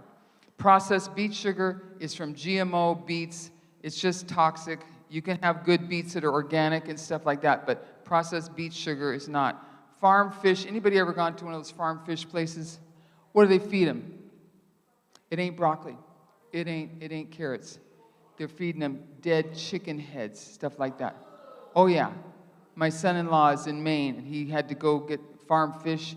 He said, Lynn, it's all garbage. The fish are white. How's a salmon get orange in the ocean? He's eating algae. He's eating the green algae. It makes beta-carotene and makes it orange. But in the fish farms, they feed them dead animal garbage, waste product. And then you eat that farm fish, you're in trouble. I'm sorry, but mercury is loaded in our oceans. Heavy metals, where do those ships, what do you think? They're just bringing it all back to some place and emptying their garbage somewhere? No, they're getting out in the middle of the ocean with those cruise ships, norovirus and everything else they got on those boats. 170 people the other day are sick on some cruise boat. It's like, what caused it? Oh, how about norovirus? You think they're just going in the ocean, open up the portals, and all their waste goes right out there. And then we go fishing. You say, this is best fish? No. Okay? Fish oil is the most dangerous thing you can be taking. Fish oil capsules are junk. When mercury and heavy metals go into a fish, where do they go and abide? In the oil, the fatty part of the fish. Then they go and take those fish and get the oil out of there where the mercury is the highest. Very dangerous. You could have really toxic heavy mercury in your brain from fish oil. Don't do that. You can get EPA good oil from the ocean through green plants, the algae, okay? You can get it that way. What else? Eggs we've talked about, natural flavors, artificial sweeteners are just junk. You can use stevia, you can use monk fruit. Honey, raw honey, is antiviral. Raw honey is so healthy. It's got so many properties. Maple syrup that's really good maple syrup, so many healthy properties. Excellent. You can put maple syrup on your sweet potatoes. You can put honey on, different things. You can sweeten with honey and maple syrup and be in good health. There's a nutritional yeast. I know people like to throw eggs at me from that. It's not vegan food. That yeast is grown on certain stuff, on foods. They have to make that yeast grow, and it's grown on foods that it's not vegan anyway. So, here's the troublemakers, okay? As I said, formaldehyde, that's a bad one. And preservatives, moving along. Daily to-do list, okay? Here's what we got to do. You get up in the morning, your feet hit the floor. There's a song. When I wake up in the morning and my feet hit, I say, praise the Lord. What you do is you first put your slippers far under the bed, really far. And then when you bend down, you got to go get your slippers. You're on your knees. It's the best position to start your day. Then you say, Lord, Take away the desire for the things that are hurting me. I don't even know how many there are. And give me the desire for the things that are good. Then God and the Holy Spirit have control of saying, let me bring you over to this church today and share with you some good stuff. And what's that? We start with lemon water. Half a lemon and about 16 ounces of water. Wake up. It's going to flush the liver of viruses, bacteria, toxins. It's going to clean that liver out. That all those toxins start floating out there in the bloodstream. And then about 30 minutes later, you're going to make yourself 16 to 32 ounces of fresh celery juice. Celery solo. All my little friends out there who love ginger, I want to put some carrots in it, I want to put something else. Just get the celery alone. You can do all those other juices later. Celery alone is the most powerful healing food on our planet right now. It is an herb. You're going to an herbal doctor now, okay? You put that in. You guys, it's not rocket science. There's sodium cluster salts. There's a vitamin C in celery that you won't find in any other food. High in vitamin C. Sodium cluster salts that will kill viruses, wipe them out, get rid of them. Antibiotic-resistant bacteria, Streptococcus, Staph aureus. Those two antibiotic resistance bacteria, they're from another time in your life when you got exposed to them, and the doctor gave you antibiotics. The antibiotics didn't get rid of that. It moved it to another place in your body. So it comes back as a UTI. It comes back as men's prostatitis. It comes back as styes in your eye. It comes back as all kinds of stuff. So it just moves around. Ellen White says that doesn't heal it. It just moves it to another part of your body. So we want to get rid of it now. Celery juice, 16 to 24 ounces. If you were sick, I would be wanting 32 ounces twice a day. Wait 30 minutes. Let the celery juice start working. It's going to take all the stuff the lemon juice released from the liver, and now it's going to release even more stuff. Okay? Wait 30, 20 minutes. If you're just starting, stay near a bathroom, and let it go. And then you come back, and we're going to make a heavy metal detox smoothie. I'm going to give you a recipe for that. The heavy metal detox smoothie. You're just going to do that once a day, the celery juice once a day, your lemon water. You can have that 3 or 4 times a day on an empty stomach. Heavy metal detox smoothie we're going to talk about is wild blueberries. Anybody eat wild blueberries? Okay.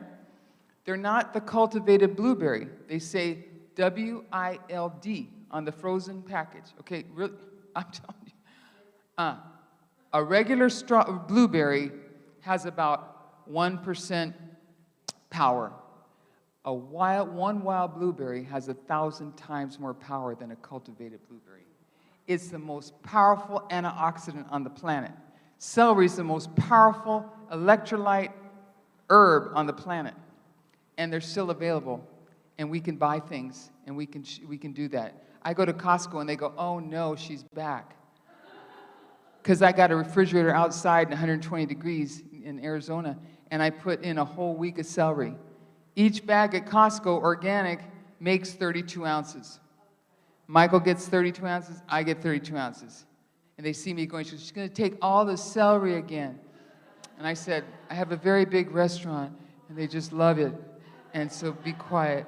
Anyway, I have to call all the Costcos in Arizona and say, do you have celery? Is this Lynn again? Yes. So you drink that celery, and then we have our heavy metal smoothie. It has spirulina, a green algae. It's the most bioavailable protein you can put in your body that gets assimilated. Don't worry about protein drinks and all kind of stuff. Put a teaspoon of that spirulina in the smoothie. It's like having all the vitamins and minerals. You don't need vitamin mineral capsules. It's full of vitamins and minerals. It's loaded with protein, good protein. It takes away cravings for sugar, candy, and the 3 o'clock rush, okay? It's wonderful. It brings down your cravings for foods that may not be healthy. You put in a teaspoon, I'm going to give you the recipe, teaspoon of barley grass juice powder. The company I use is called Vimergy. It's on the paper. That barley grass juice powder is full of food. These Japanese doctors approved 40 years ago that if there's another Nagasaki or whatever we did to Japan, you know what I mean? Like if we just decide to do stupid stuff like nuclear bomb people, You could live for years on the barley grass juice powder, pure barley grass juice powder, and have all your food supply. If that's all you had, be sure you have one. And you could just make that with water every day. If that's the only source of food, you're not going to die. You may look really skinny, but you may not die. Okay? Then we're going to put in the wild blueberries, 1 or 2 cups. I get them in the frozen section at Walmart. Okay? Trader Joe's, Sprouts, Wyman's are really delicious wild blueberries. Two of those. And then I'm going to be putting in Atlantic sea dulse. It's a seaweed. I didn't bring the powder. Anyone ever seen the seaweed little flakes that you put in? That's full of iodine. Iodine kills viruses, kills bacteria. What did Dr. McCullough tell us when he had to treat COVID? He said, take some potassium iodine, or Dr. Nedley. That stuff burned my nose off. I mean, I just put it in my smoothie and put it in my soups for salt flavor. Sprinkle some kelp, Atlantic sea dulse. Put it on your salads for a salt flavor. Put it in your soups. You got a salty flavor full of iodine and tons of minerals. You put a teaspoon of that in your smoothie. And if you don't want to do that and you're on the road like me, then you buy it the cheap way. You just get it in a bottle, okay? Put 2 dropperfuls of sea dulse in your smoothie, like that. It's really simple, okay? And then you put 2 bananas. Then you can put whatever you want, okay? Put some water. So I use coconut water because it's going to get thick. Thin it out as much as you want. Then you can put mango in there. You can put pineapples in there. You can put your ginger in there. You can put all your goodies in there. But the basic ingredients were the wild blueberries, barley grass juice powder, spirulina, banana, and cilantro. Cilantro picks up the most heavy metals out of your brain and your liver. Cilantro, parsley. Cilantro is more powerful. Chlorella is junk. Chlorella picks up a heavy metal, maybe in your brain or your lung, and drops them. Spirulina and barley grass pull it all the way out. Why would I take Atlantic sea dulse from an ocean full of heavy metals and poisons and pesticides? Do you know our God is so amazing? I love talking about him. Heavy seaweed in the ocean, the sea dulse, those seaweeds, they pick up all the heavy metals and bacteria in the ocean. Don't you know when they have those spills? What do they do when they have these oil spills? They put these bacteria out there. That seaweed picks up all this garbage. Why would I go and eat it then? Guess how God made it? It will never release the heavy metals or the toxins into your body. It holds on to them till they're all gone. My Jesus took all my sins, and he's not reminding me of them. He's not dropping them on me. He's taking them all the way out until he sees his reflection in me. I got a ways to go, a long way. Ask my husband. Long ways to go. But that's what this seaweed does. It will not drop the heavy metals. No matter if it's been exposed to heavy metals, it's going to pick up your heavy metals, your poisons, your viruses, and pull it out. Praise God. It's just food, okay? If you don't like the taste, you just add some honey, you add some stevia, you add some mango, add more banana, then you get a metal cup. You get a metal cup where you cannot see through it. And you get a metal straw. And you pour that green goop in there. Thin it out if you need to. And then you give it to your husband. And when he doesn't have to see that maybe I snuck some broccoli in there too, or some extra cauliflower I need to get rid of, I didn't have time for another meal, throw it all in there. Doctor it up. Stevia works good. Honey works good. And you make it sweet. And he drinks it. As long as he don't have to see it. All that green stuff, it's like, he doesn't see it, he drinks it. And he says, this is delicious. I said, don't open the lid. Don't open the lid. I'll clean it when it's done. And don't look at the blender. I have to get it. I've gone through 3 Vitamixes at Costco. They take them back, my friends.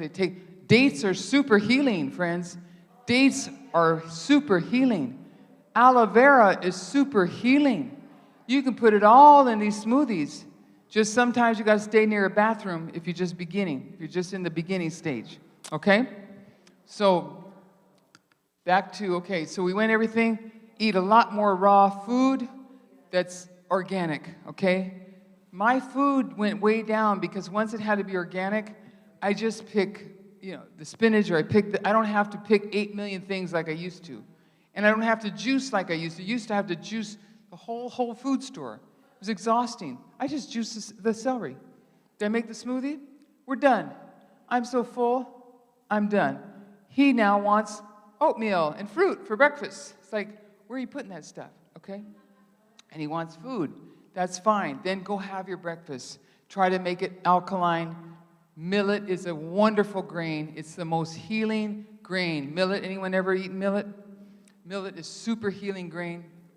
You want to use millet, you can make it savory or you can make it sweet, like a breakfast. Put dried fruit in it. At night, if you want a savory thing like a rice, you put your onions and garlic and all that stuff to make it like a savory thing. Quinoa can be like a, savory or sweet, okay? Rice, I know, I'm from Hawaii. The eggs are already in my hair. Rice has arsenic in it, okay? We know that. So just don't stay in the whole grain rices, okay? White rice will eventually bring any Asian to diabetes if that's all they're getting. Do you know in the Korean military, my first husband had to be a Navy pilot in Midway Island. And he worked all the ships that the men get in distress, they come into Midway, and he had to take care of them on the Navy, the Korean Navy. And on that, he got to go on board, and they got to eat with him. He loved tteokbokki and all that good stuff. And so he said, guess what, Lynn? By law in Korea, the Korean Navy has to have 1 cup rice, 2 cup brown rice, 1 cup white rice to 2 cup brown rice. Law on the ship. Because there was so much appendicitis, gallbladder problems, diabetes coming up by just eating the white rice on young Navy men. They had to have the fiber. They had to have the good fiber in there, okay? So bring rice once in a while, but try to bring in some of these grains that are more alkaline, okay? And the millet, quinoa, amaranth, learn to make them flavor. At Weimar, they'd make this big millet. We had to work in the kitchen, millet like this big, and they put 3 scoop millet in a banana sundae, what do you call it? Like a banana split. Those banana boats, we had those banana boats for the student. 3 scoop of millet, like an ice cream scooper, strawberry topping, blueberry topping, pineapple topping, sprinkle some nut. We made some coconut cream, like a whipped cream. Those kids didn't know they were bananas on the side. You can make the food fun and healthy, and it doesn't have to just be some plain millet. Like I used to see these people just eating oatmeal for dinner, It's like, I'm a health reformer. I said, Lord, you better teach me how to make it a little more fun, a little more interesting. You can have blended soups, are very healing, putting all those vegetables in soups, your onions and garlic and cilantros and all those healing foods have soups. But the main thing is eat roots, fruits, and vegetables, okay? Every meal, I counted, you're going to get about 80,000 meals in your lifetime.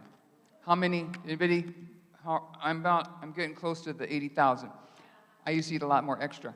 But anyway, you get 80,000 meals, so we got to make every meal count. Every meal's got to have some mindfulness. Put a little healing food in every... Throw the spinach on top of the ramen. I mean, I know you're eating the ramen. Okay. Just put a lot of spinach and garlic and onions. Do that in your dorm. The inmates, I teach them to do that. And they got, they're limited on things. So make every meal count. Here's the healing foods. Fruits, roots, vegetables, and wild foods. What are wild foods? The Atlantic sea dulse. The coconut is very healing. It's just you can't, like me, eat tons of coconuts. The coconut has a lot of fat, but it's antiviral. So eat the coconut meat, shred it, but don't go crazy with all this coconut oil and frying. When you cook your food, you put the vegetable broth, especially if you make your own, with onions and garlic, and then stir fry in that or water. But when you're stir frying in oil and fat, it coats the food, the viruses love the fat, and it keeps the disease process going. Bring the fat down and the protein while you're sick, not forever. You guys, I watch it, they go, I can eat avocado. Okay, you can have avocado. If you're eating 5 avocado, eat 1. But they don't eat 1 avocado. They make guacamole with 5 avocados, onions, tomatoes, garlic. Then they eat the whole bowl. You know, it comes out like this. It's like, it's gone. You just ate 5 avocados. So all I'm saying is bring it down. Bring even the good fats down. I hide nuts from my husband. He thinks a bag at Costco pecans is 1 serving. We hide them. We play hide and go seek, like Easter egg, and we hide nuts everywhere. And 14 nuts is a serving. So they're little tiny Ziplocs like this, and they're all over. And he looks every day trying to find the nuts, because he'll eat the whole. I have to hide. I'm carrying them right now on the trip. I have to hide them, okay? All right, so this is our happy food, okay? The benefits of celery. Everybody get a handout here. Now, you may have to go to the eye doctor to read this, but I want to save paper. So why don't I take you guys, okay, both sides? It's all on 1 page. 4 pages, I save trees. And like I say, I want you to pass this around. If you'd like more information, put your name and phone number. We need a pen. I'll get a pen. And write it really neat, because when I get home and I can't read that email. Yes, hold on. You're welcome, Auntie. So yeah, well, that's why you may need eye doctor. Yeah, here's some pens. Okay, yes, but celery helps the eyes a lot. So here you go. Okay, so there's some lists. Did you get? Let's see. Is there more than 1 list? Okay. Oh, there's. Okay. You start that going around. Okay, I'm going to go through. The celery is, as I said, is super healing. Okay, the wild blueberries we talked about. Anybody want to tell me what time it is? Okay. What time are we on? What's your phone say? Okay, 3:54. Oh, we got to get over. Yes, question? Okay, I will. Here's the secret recipe for the heavy metal detox. It's on your papers. It's on your papers. Yeah. They need LED. Next time when the church has to buy these things, get LED up there. So it's much clearer. Okay, there's the recipe. It's on your paperwork. Heavy metal detox smoothie can bring down anxiety, is heavy metals in the frontal lobes. It's on your paper. Yes, you have to get on your phone, iPhone, they have a magnifying lens. So there you go. Okay. Here's all the things the heavy metal detox smoothie can help you with. ALS, autism, ulcerative colitis. It may take time. It may not happen in our lifetime. But as we put these foods into practice, we're going to see some results. Okay? That's for me is heaven right there. That's heaven right there. Okay? Leafy greens are full. Leafy greens make the electrical field in your body work. It's just full of minerals and enzymes that when you put it in there, your electrical field in your body just comes alive. Every meal should be loaded with some kind of greens, okay? You go to the Asian markets, they're the only ones. They got so much greens, just beautiful greens. You go to Albertsons, like the 2 or 3 lettuces there. It's like these guys have a secret. That's the secret to health. Okay, leafy greens, all those things, all those wonderful things that it does. Unbelievable. So many starves diseases, high in enzymes, full of electrolytes, critical for neurotransmitters, foundation for health, on and on and on, okay? Healing potatoes. I got 2 pages on the benefits of potatoes. Potatoes have the most L-lysine of any food. L-lysine kills Epstein-Barr virus. L-lysine kills herpetic viruses. Potatoes, healing. Don't put the sour cream and the butter and the cheese on them, okay? Potatoes, you can eat 2 or 3 potatoes. Eat them, put some lentil soup on top of them. Put some steamed broccoli. You don't have to load it down with loaded potato, okay? But potatoes are full of L-lysine. L-lysine kills Epstein-Barr viruses. Potatoes are super healing. Sweet potatoes, yellow potatoes, white potatoes, every color potatoes. The purple ones in Hawaii. French fry, well, you could do it Weimar way. They bake them, you know, put a little cayenne pepper on top or something. But potatoes are super healing food. Sweet potatoes, yes. What kind? Oh, genetically? Oh. No.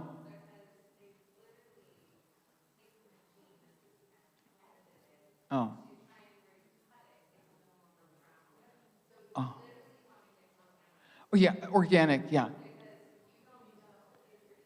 They're saying that the potatoes are gene edited. They could have, and apples.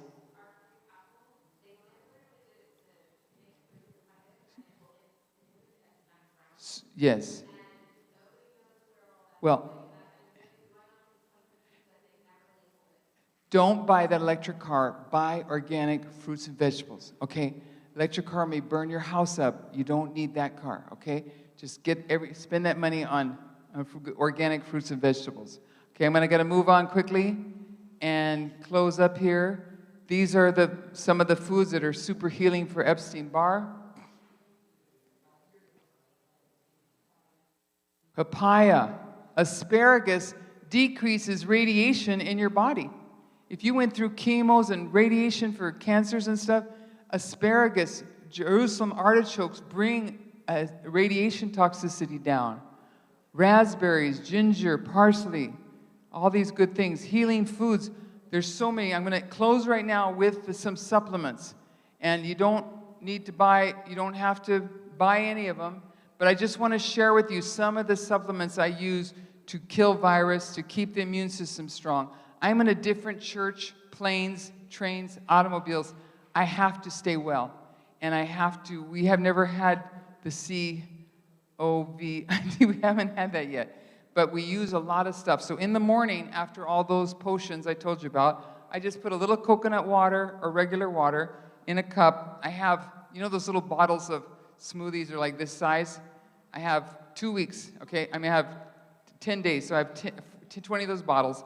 And what I do is put a little coconut water, like that much. And then I'm gonna put some zinc, okay? This is a beautiful zinc. Zinc kills infections. Zinc, prostate infections. Zinc, most prostate cancer is men who are low in zinc, okay?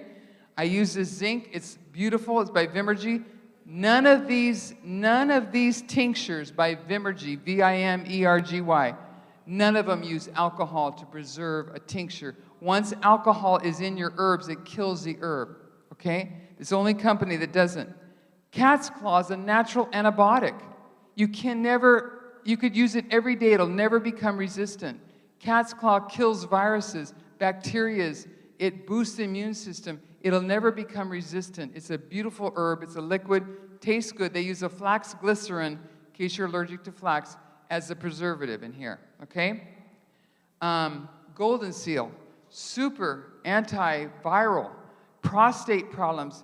It's a bacteria. It's a virus, a urinary tract infections. Golden seal is powerful, antiviral, antibacterial. You use it for like 3 weeks, stay off it for a week or so, then you can go back on it. So I put that in our little juices.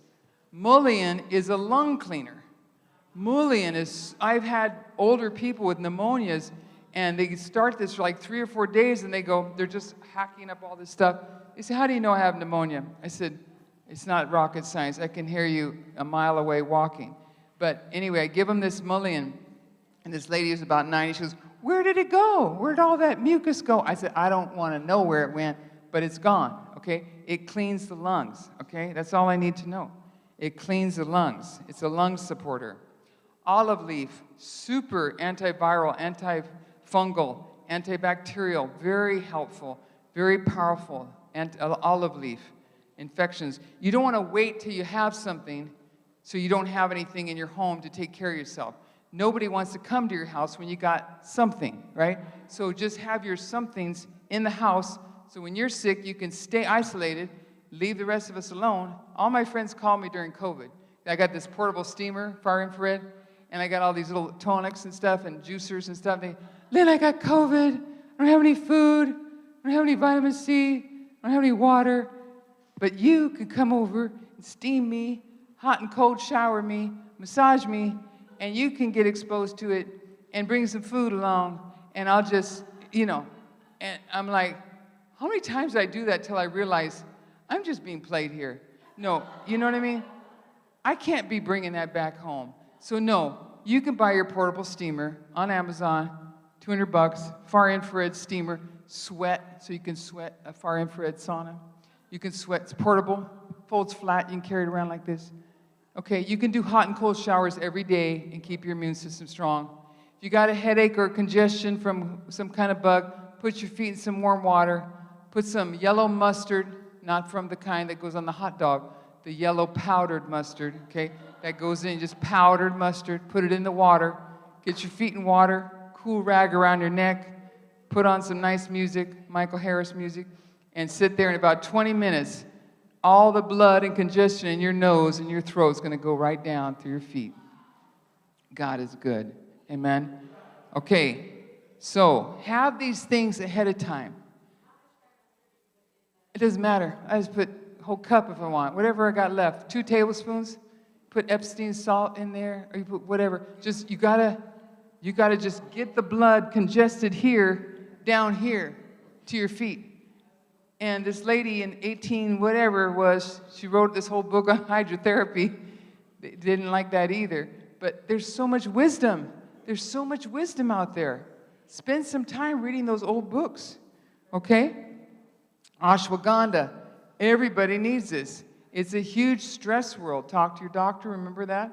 But it will replenish your adrenal glands. If you're trying to get off coffee or something, ashwagandha will calm your adrenal glands down, heal your nerves, your anxiety. It's super healing. The dulse, we talked about the seaweed. And this one, super good for anxiety. Lemon balm. Take it at bedtime, a couple drops. You could put it in some tea.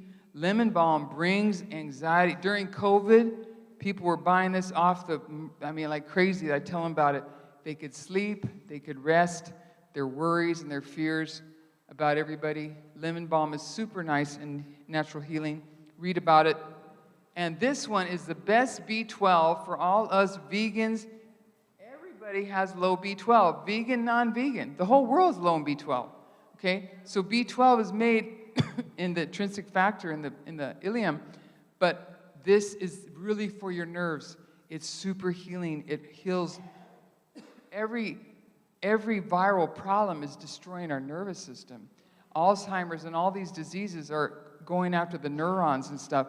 So this B12 is liquid, 2 dropperfuls a day. Just drop it in your little cup thing, or just take it if you're on the road. This really helps nerves, twitches, essential tremors, people with MS, people with things where their body is not responding the way it's supposed to. So this is really, these are not all of them, but some of them, okay? So I'm going to open it up for discussion. And I didn't go through each slide, but that's what vitamin C, friends, you just have to have good vitamin C. You want ascorbate, not ascorbic acid. Ascorbate has a buffer to it, okay? Ester C is ascorbate. Micro C by Vimergy is ascorbate. So it's not ascorbic acid, okay? No. Yeah, this is not money. Bring me to your church. No, I can talk to you about that, yeah. Okay, now I'm going to ask you folks to, if you have questions, there's a lot more. I could do this, as you can see. I do this for a week. I do what I did right now, I usually just do, 45 minutes a night, and I do it in small doses so you're not choking on it. But because we didn't have that much time with you, that's why I say if there's a paper going around, if you want some more information, write the email really clear. We're going to be here for the concert. Write it really clear so when I get home, I don't have to go, was that a A or a E or a I or a U? Okay? Make your email really clear, okay? And then I'll text you when I email that you know there's something there, because a lot of people's stuff goes to spam and they don't. So there's more to this story, but you got the basics. Roots, fruits, vegetables, wild foods, the wild blueberries, the sea dulse, the coconut, you know, not too much fresh coconut, but coconut's very healing. Aloe vera is a wild food. You can see these kind of foods are kind of wild foods. These are the secrets, okay? Bring down the fat and the high protein, and you're going to be working with your doctor, and you're going to see these diseases. It may take a year and a half or two. I got into this because I have Hashimoto's thyroiditis. I started with this when I went to, all the women in my family have been on thyroid. They're all on thyroid. I was never, before I was a Christian, I am never taking drugs, ever, ever, ever. Never smoked pot, never had a drop of alcohol. I don't care, it makes you stupid, and I've been around enough stupid people in my family, I'm not doing it. So that was my motto. Whether I was going to die needing that drug, I said, no drugs, ever.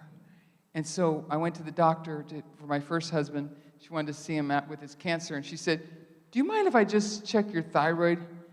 You look completely wiped out. She goes, are you depressed? I said, no, I'm a Christian. I'm depressed. She said, I mean, do you have any energy, Lynn? I said, no. I want to go to bed at 7 o'clock. I get up, you know, it's like I was tired all the time. She said, I'm just curious what your thyroid levels are.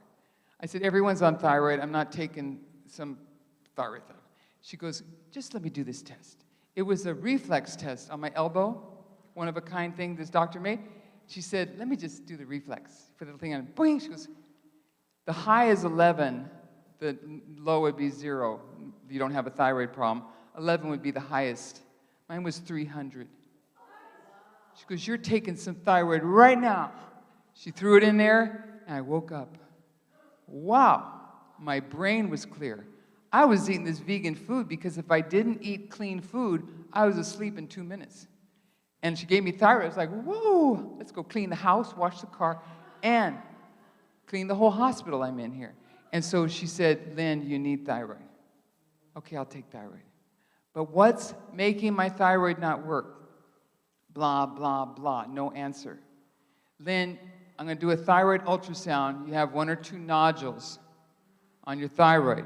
What is that? How did I get a nodule?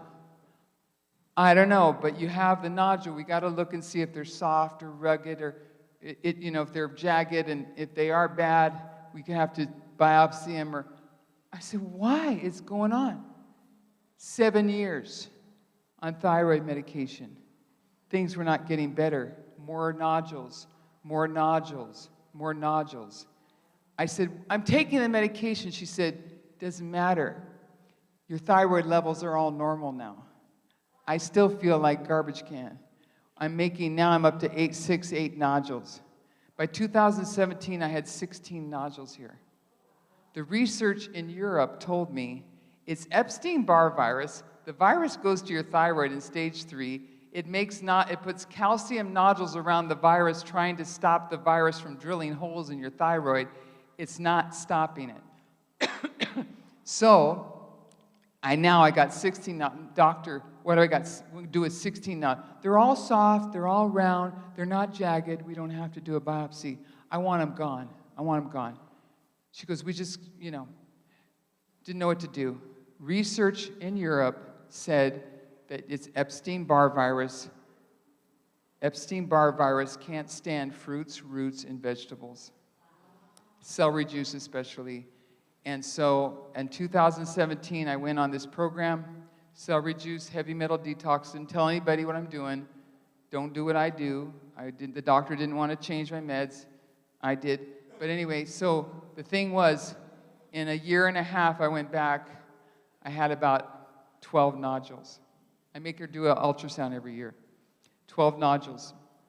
Oh, they just go away on their own. Yeah. Okay, I just need you to do the ultrasound. Don't talk. Anything else? No, no. Okay, 2 years later, down to about 8 nodules. Okay? Last December, 0 nodules on my thyroid. 7 years. It wasn't overnight. Well, what else I got to do with myself?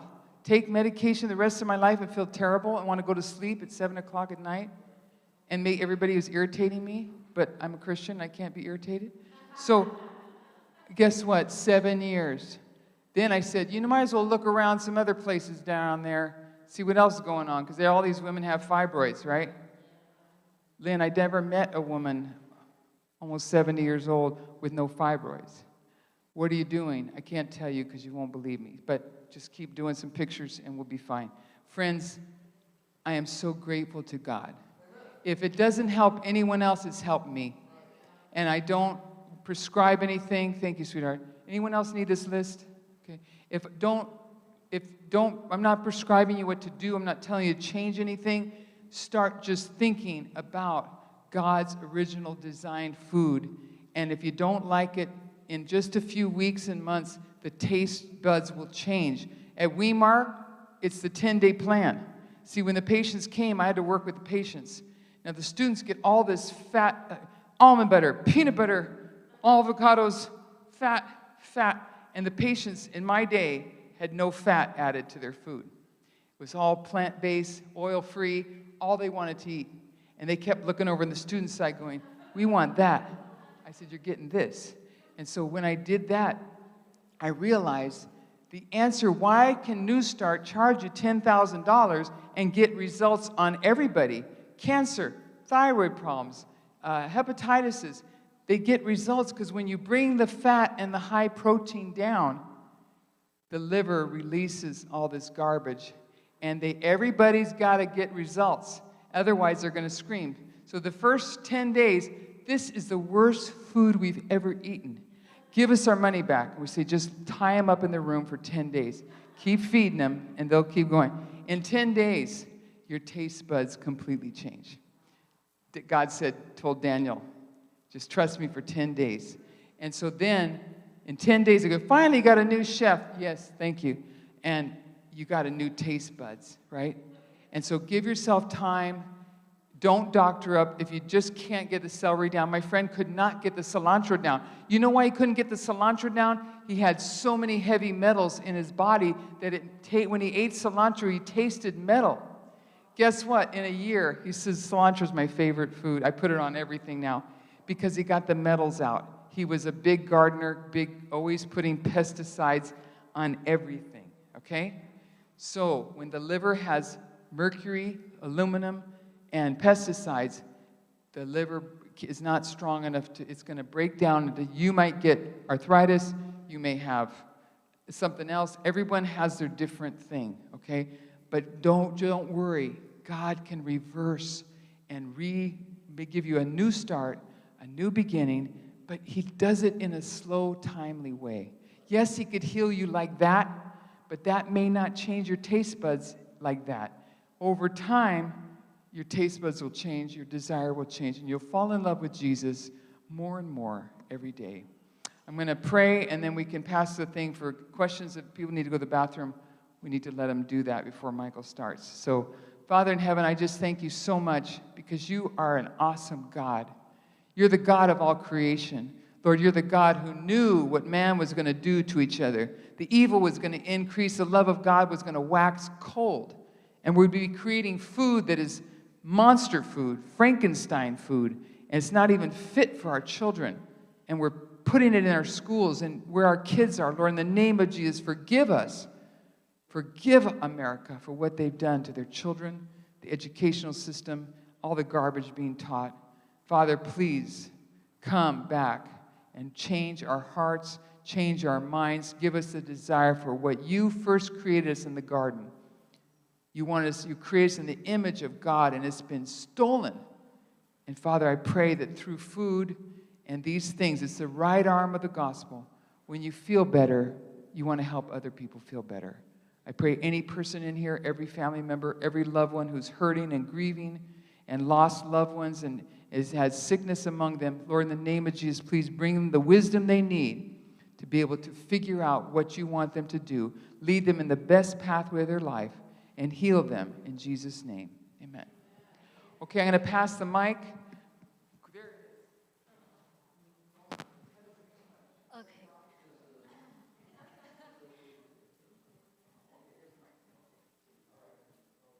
It works. Okay.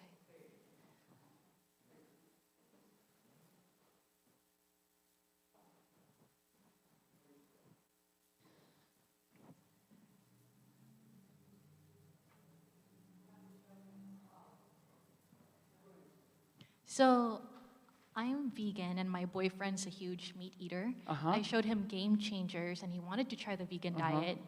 We did that, but most of the foods like the leafy Veggie greens, meats. the roots, Oh, or okay. some of the roots, nuts, seeds are really high in oxalates. And That's no, a fault. That's a lie. Yeah, No? that's another lie to Oh, keep us no. away from God's foods. The oxalates are in everything. It's just like Mr. Lichen doctor. Not Lichen, but the lectin doctor. The guy doesn't believe in God. He worked at Loma Linda so long, he still doesn't believe in God. He was not Adventist, but he worked at Loma Linda in cardiac surgery. There's oxalates, they do not do that. They're not the problem. Thyroid patients don't have to worry about oxalates. And the lectins is a lie of the devil. They are not harmful. They are not harmful, okay? What was it, lectins? Lectins and oxalates. That's a made-up theory like autoimmune. They've never proved it's a theory. It's a theory, and it's never been proven. I've been into this because they told me I couldn't eat oxalate food with a thyroid problem. Don't eat tofu, don't eat... Well, I got onto that, but it's not the problem. You need those... That's where all the minerals and vitamins and power food are. It's a lie.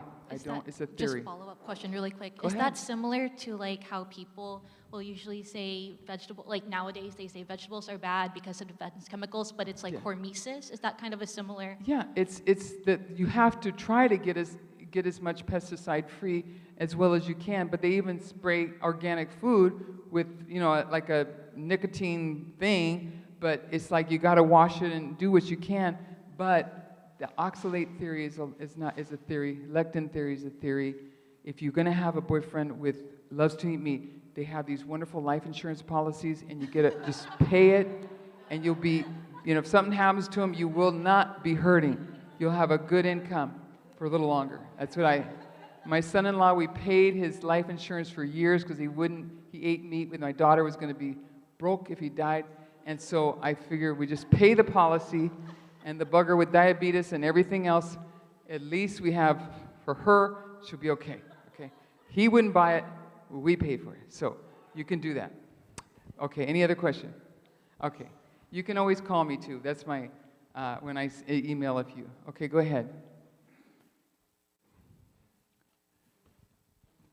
I have a question. The latest craze now in the market are CBD gummies.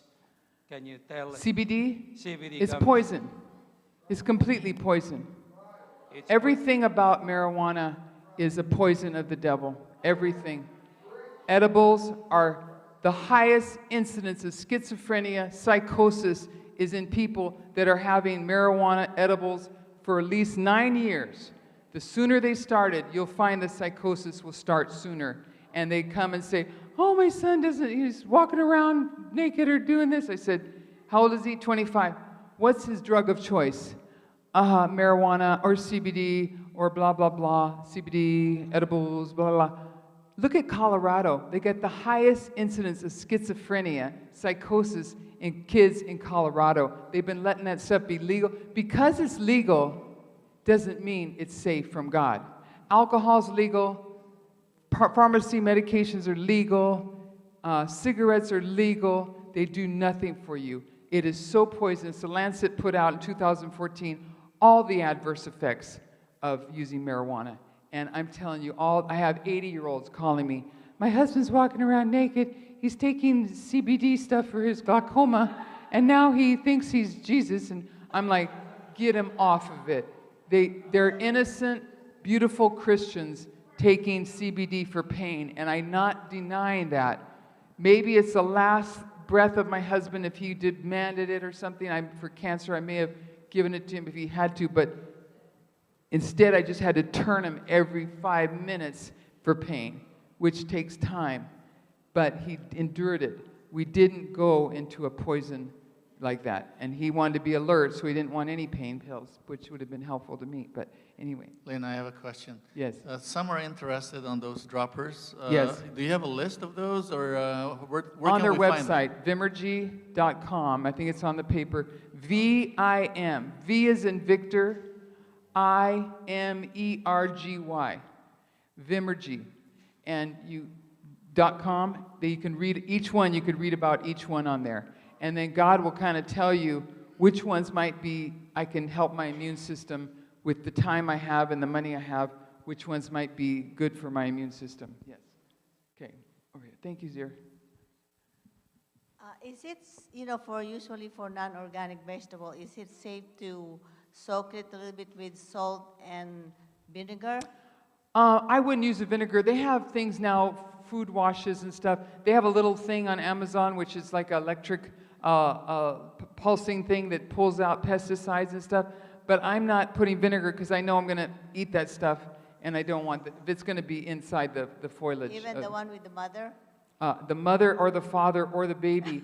If it says vinegar, it's vinegar. It's the apple cider vinegar is just a big hullabaloo. Anything fermented is poison. Anything fermented is dead. It's got to get out of your body, otherwise you'll get sick. So they say, well, as soon as I drink the apple cider vinegar or the sauerkraut or the kombucha or the kajacha or whatever it is, cha-cha-cha, if I eat any of those, it comes, I get rid of all my stuff. I said, because it's poison and your body has to get rid of it. And Ellen White said, you look in the Bible, the fermented food represented what? Sin, okay? So kimchi, fermented vegetable, pickled vegetable, that is naturally It's got vinegar in it. like kimchi? I know, I grew up in Hawaii. You just I put understand. salt. You don't put vinegar. Daikon, I understand all that stuff. It's got vinegar, and Japan has the highest incidence of stomach ulcers and cancer. Those vinegar will rot your stomach and cause ulcer. No, but it doesn't. Oh, because it got fermented even though Vinegar. you didn't put vinegar? It's vinegar. No, you don't put vinegar. If it's fermented, it's dead. Oh, it turns It's out dead. to be. Yeah. Like I say, for his birthday or before he dies, you give him all those things and no problem. But if you want people alive, give them live food. Live food. It's not rocket science. Your cells are alive. They need live food. It's like saying, you don't need oxygen. You need oxygen. Stop giving him carbon dioxide. He's going to die. Okay? Yes. Yeah. Yeah. That's another lie. Every food has protein, fat, it has amino acids. In order for the bell pepper to sit up on your counter, it can't have a structure without amino acids holding it together. So you get a variety of color. You eat like a rainbow of color, fruits, vegetables, seeds, nuts, everything. All of that gives you a pool of amino acids. Forget those lies from dietitians about high protein diet, and you need this and oxalate, and those are all made up. Adam and Eve were not going around and making protein smoothies. They were just pick and eat, pick and eat, pick and eat. Okay, now we have to pick and eat a lot to get the nutrition because of all the poor growing processes. But I know my aunt can't hear. Can you hear me now? okay, Auntie. She has, a little bit hearing problems. But for stents, stents. Yeah. With the food that you just mentioned, what's the best prevention? Like for the celery juice, the heavy metal detox smoothie, all the fruits and vegetables. But you got to talk to your doctor if she's on Plavix or anything that's a blood thinner.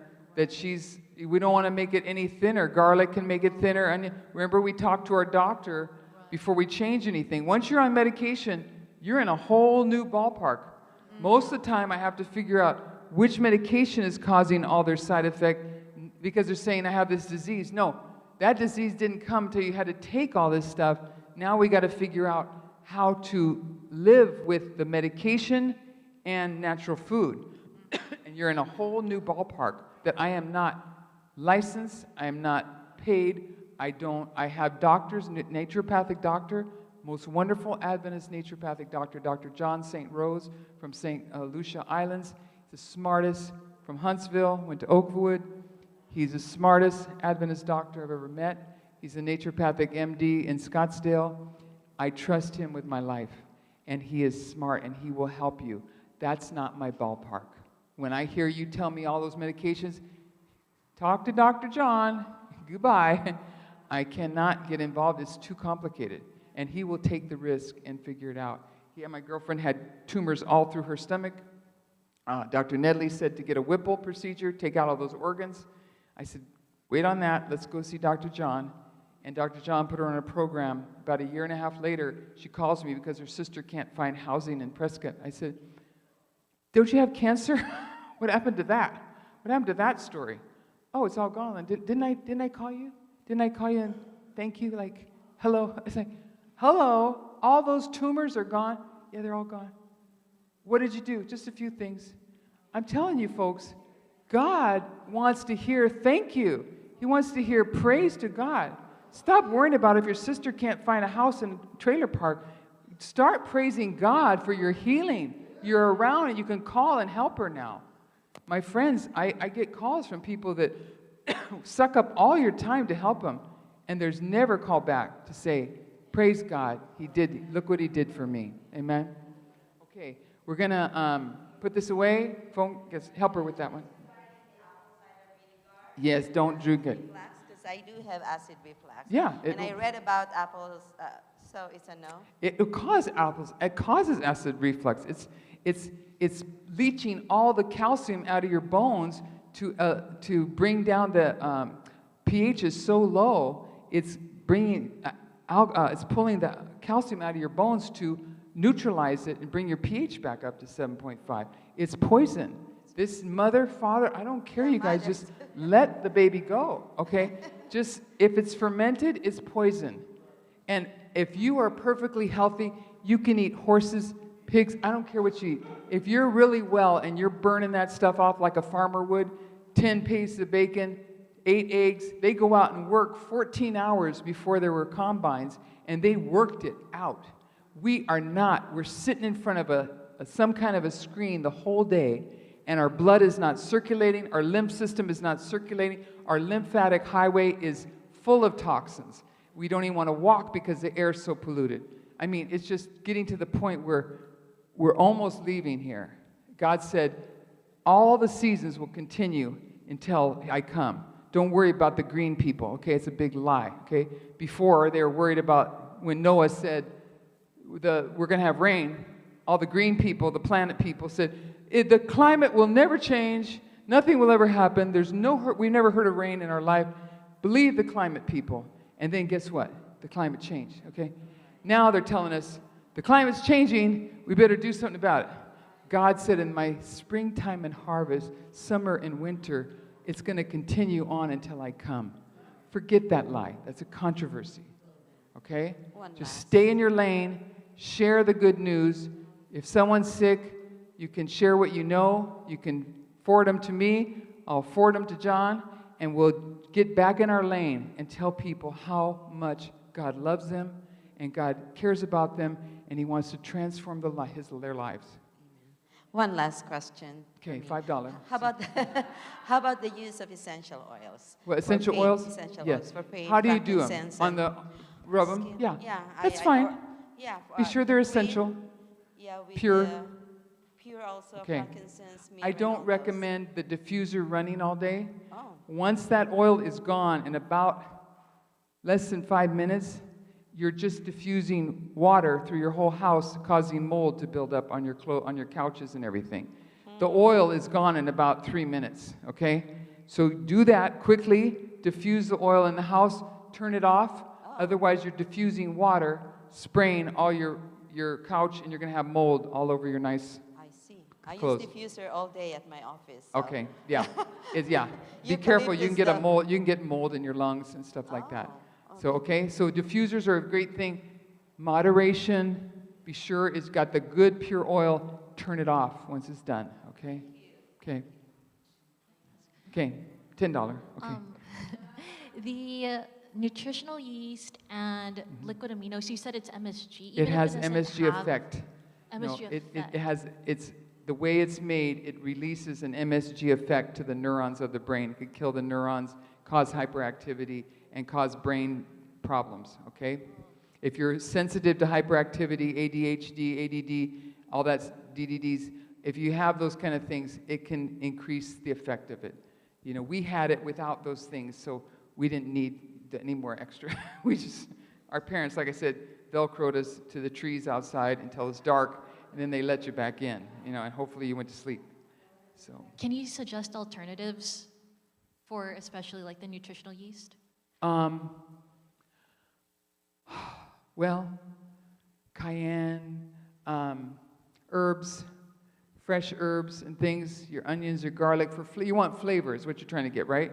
You want that salty, flavor. You can use herbal salt, like a good herbal sea salt or something like that. But once your taste buds, once you get off of it, about 10 days, you're not going to have the craving for that salty taste. It really is it's instinctive because we're raised in Hawaii. If it wasn't loaded with shoyu and, everything, it was like, our chips were the seaweed, you know what I mean? We just like, that was, people thought, they said, can I have some fish food? I said, what's fish food? They go, the chips you always eat are made of seaweed, right? And so that's okay, but we have this taste for this salty shoyu taste, and that's what we have to, I would be careful. If you have any energy problems like, brain fog and hyperactivity and you can't focus, bring that stuff down, okay? All right, okay, we better close. Yeah. Migraines is usually Epstein-Barr in the vagus nerves. And So so what did you say we for- bring the Epstein-Barr down with fruits, roots, and vegetables, celery juice, everything I just shared with you. It's usually Epstein-Barr, very strong in the vagus nerves and the phrenic nerves, and that feeds the migraine. Did you say something, though, about water using feet? Oh, yeah, you could do a hot foot bath, like hot foot like how bath, long? bringing the congestion in the head down. But migraines are a little different. They're usually Epstein-Barr really strong, and it may take some months with the celery and everything to get that down to maybe a mild headache and not a nauseating, vomiting migraine type, okay? So it's just really, those are much stronger than a basic headache, right?